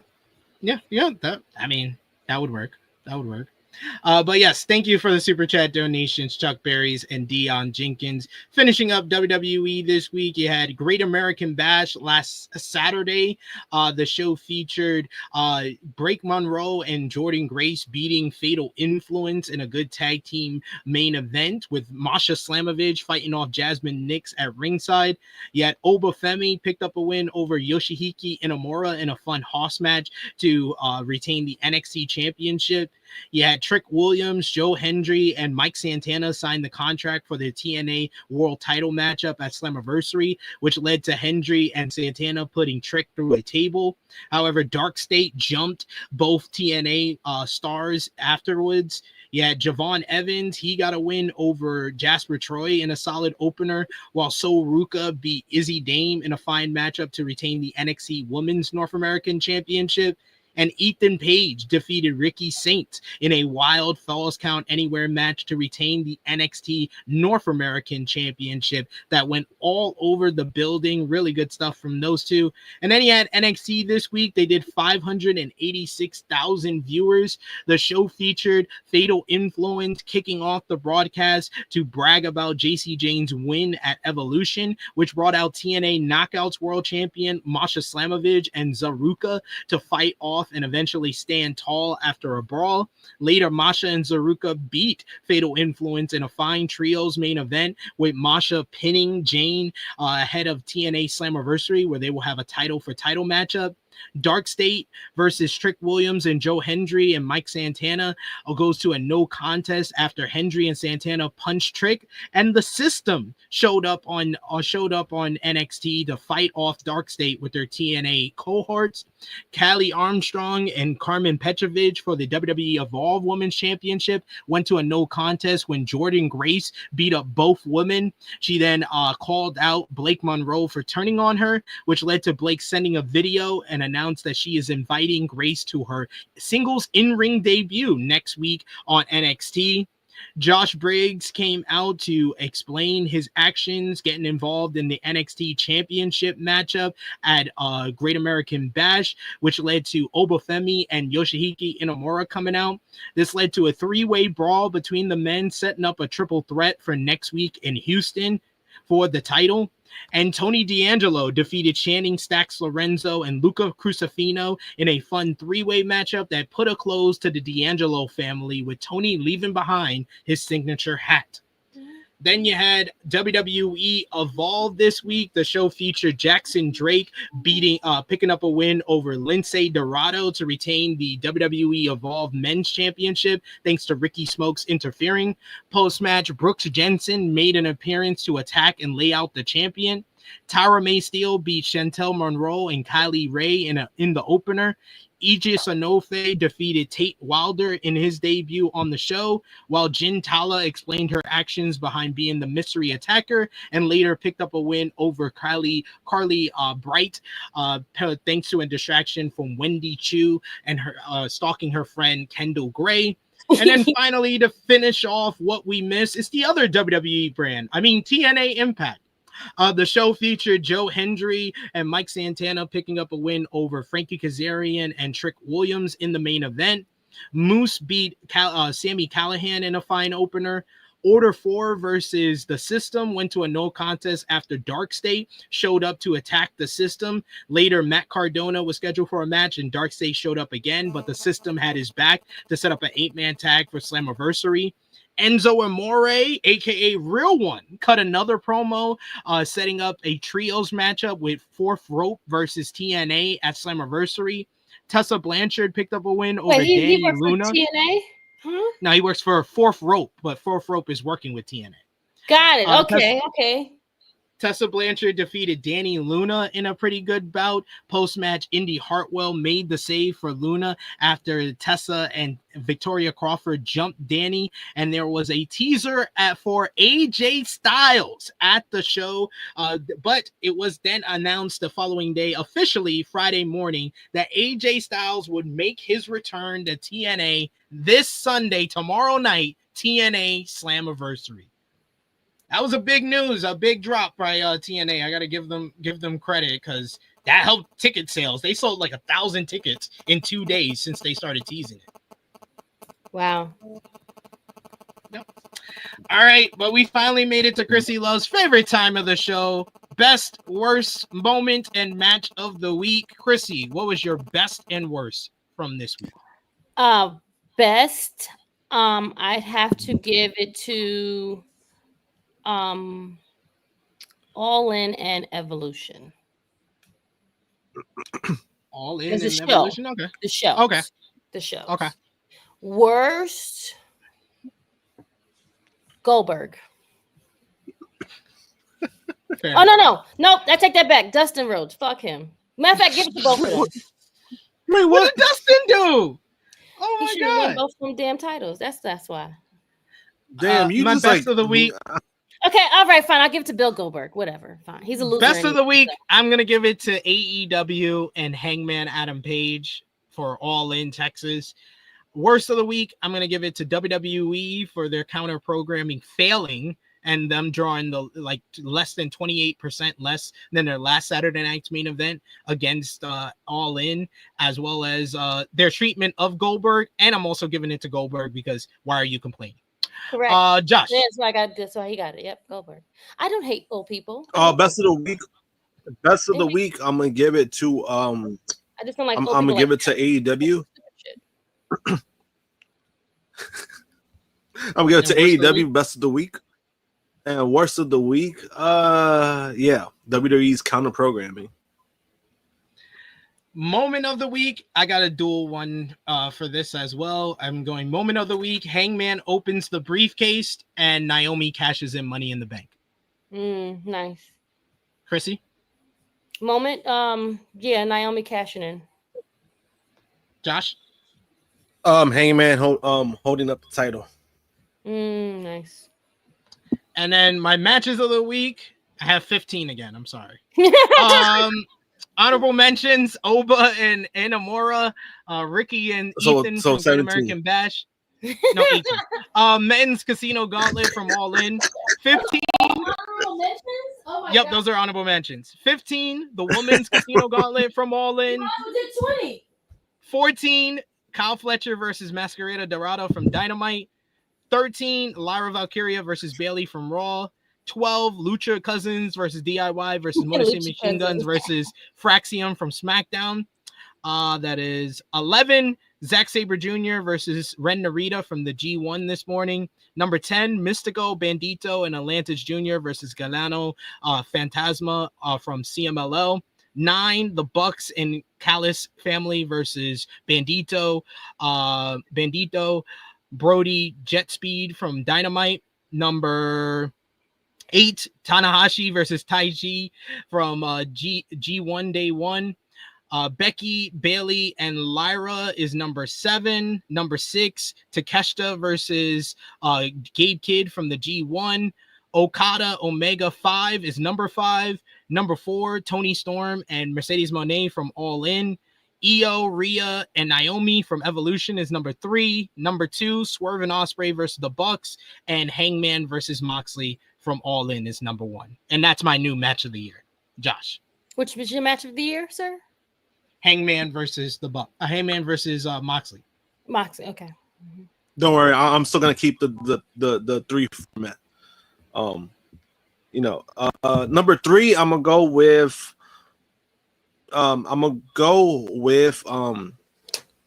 Timeless Tony versus Mercedes.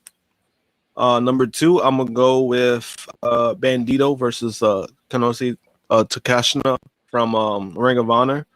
If you haven't seen that match, that's technically last week. Oh shit! So that was my number 1 last week. Yeah. So that number 2, I'm gonna pick Io versus Rhea from Evolution, and the number 1 I'm gonna pick Hangman versus Moxley from All In. Krssi? I didn't see much wrestling, but the matches that I did see, that's what I'm going to categorize. Tony and Mercedes 3, 2 Io, Naomi, and Rhea, and 1 Hangman and Mox. There we go. That is the matches of the week. Let's see what the chat got to say. We got moment of the week from Davion, Adam Page winning the world title, Naomi cash-in, and we got Christopher who gives it to Hangman winning the AEW World Championship. Davion gets AEW for best of the week, and Christopher says Triple H worst of the week. Always fair. Always fair. Then I love this comment, but by watching stuff. Hide your granddads from Krssi. First of all, there's nothing wrong with a nice, sexy old man of a certain age. Don't do that, okay? They have pensions. They have money. They just want a companion. They don't even want a person. She to just stay said at their house very pensions. long. Yo, She she's got a pension. pensions. She looking for their money. Goddamn, really hide your granddad. She's a All right. That's said not what I'm pension. saying. They're already established. That's what I'm saying. Hello. All right, let's do rapid fire predictions for Slammiversary. Quick for AJ Styles. Does he wrestle a match or not? Josh, yes or no? I'm gonna say no.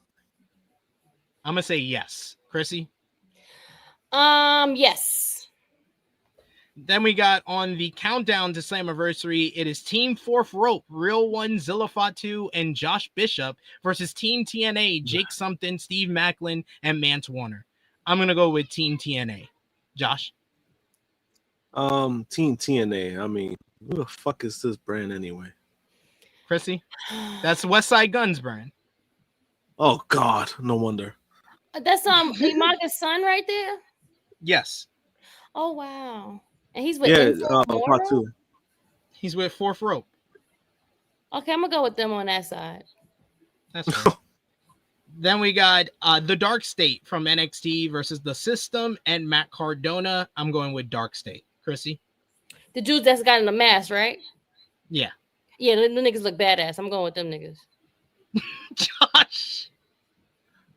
Dark State. Don't let the mask fool you, Krssi, because they're not as over as you think they are. Oh, really? Damn. Okay, so I would have went with Matt Cardona, but okay, sorry. For No, the but TNA, they're going with this TNA because of NXT. They're going to win. For the TNA World Tag Team Championships, it's the Elegance brand versus the Inspiration. I'm going with the Elegance brand. Josh? I got the champions retaining. That's Krssi? Ash by Elegance. Brick. Oh yeah. Okay.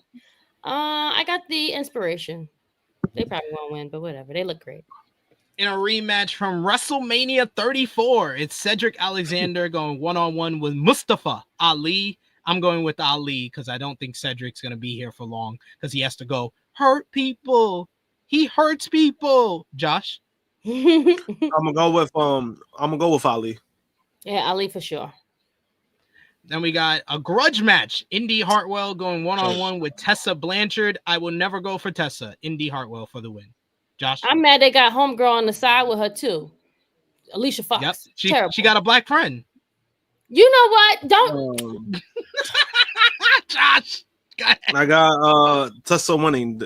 You know, I'm not proud of that pick, but I got Tessa winning. Krssi? For the TNA World Tag Team Championship. I'm not picking that hoe, so it don't even matter. It's a ladder match. It's the Nemesis defending against First Class, the Rascals, and the Hardys. I'm going to go with First Class. They're all over TNA, so I'm going to go with First Class. Krssi? The Nemesis are the champs? Yeah. Sure, First Class. Other than that, it would be the Rascals. Josh? I'm gonna go with First Class. It'll be a nice moment for KC, New York native. So it'll be a nice moment for him. Oh yeah, we're home. That's right. Duh. Moose will defend the X Division Championship against Leon Slater. Leon Slater is THH alum. I'm going with Leon, the youngest ever X Division champion. Krssi? Yeah, Leon. I like Moose, but Leon. Josh? It's gonna be Leon because he should have fucking won in that match from last time. Then it is title for title, TNA Knockouts World Championship and NXT Women's Championship on the line. Masha Slamovich versus JC Jane. Krssi? Masha. Josh? I want Masha to win, but I think they're gonna give it to JC Jane. So she'll have two belts? Yep, it's WWE versus TNA. Son, no it's way. WWE versus TNA. I'm going with JC Jane. Yeah, okay. I didn't say that. Go back.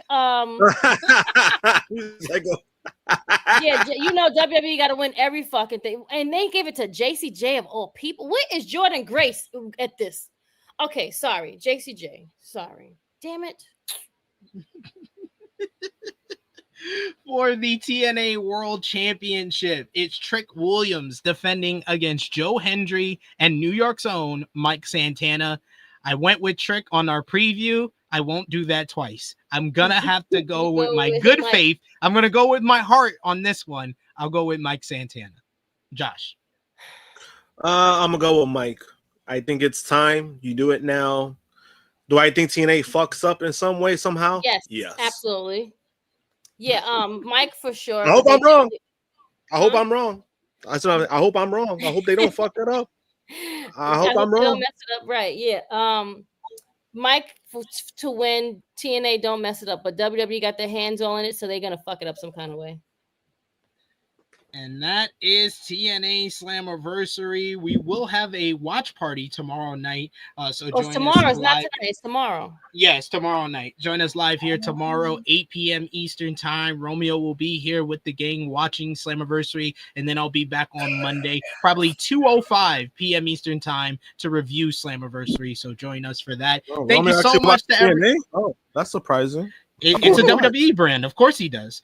Thank you so much.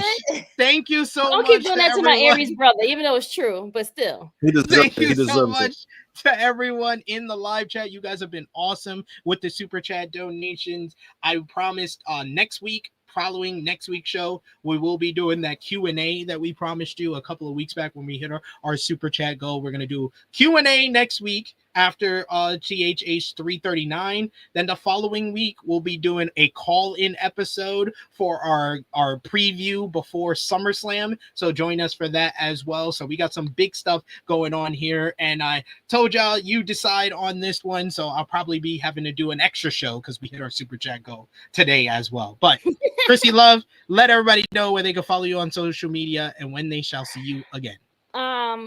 You can follow me, Krssi Luv _1, Tru Heel Krssi Luv, or just my plain name. Will you see me at? I don't know. I have to talk with SP about our scheduling. So yeah. But other than that, that's where you can see me. Find me every Saturday when I'm here. Thanks, guys. And Josh, let everybody know where they can follow you. You can follow me, JamPunk321, Twitter and Instagram. I'll be next weekend. And then the following weekend, August 2nd, I'll be out. You're gonna be at the thing. I know it. You're going to the show. Oh no. That's Friday. But Saturday, I'm doing an artist appearance. I'll be at Bronx, comic based anime and comic and Comic Con. So I'll be there. Oh, nice. Bronx, New York. First time back in like 2 years because I did it back in 2023. So I'll be back for this year. Should be a fun show. I'm a art show. Oh yeah, comic book convention. So okay. I will be doing I'm gonna be selling some of my artwork. I'm gonna do some new cards, probably some WWE, AEW related work. So be on the lookout for that. And if anybody wants anything, just you can always hit me up on my social medias. So yeah.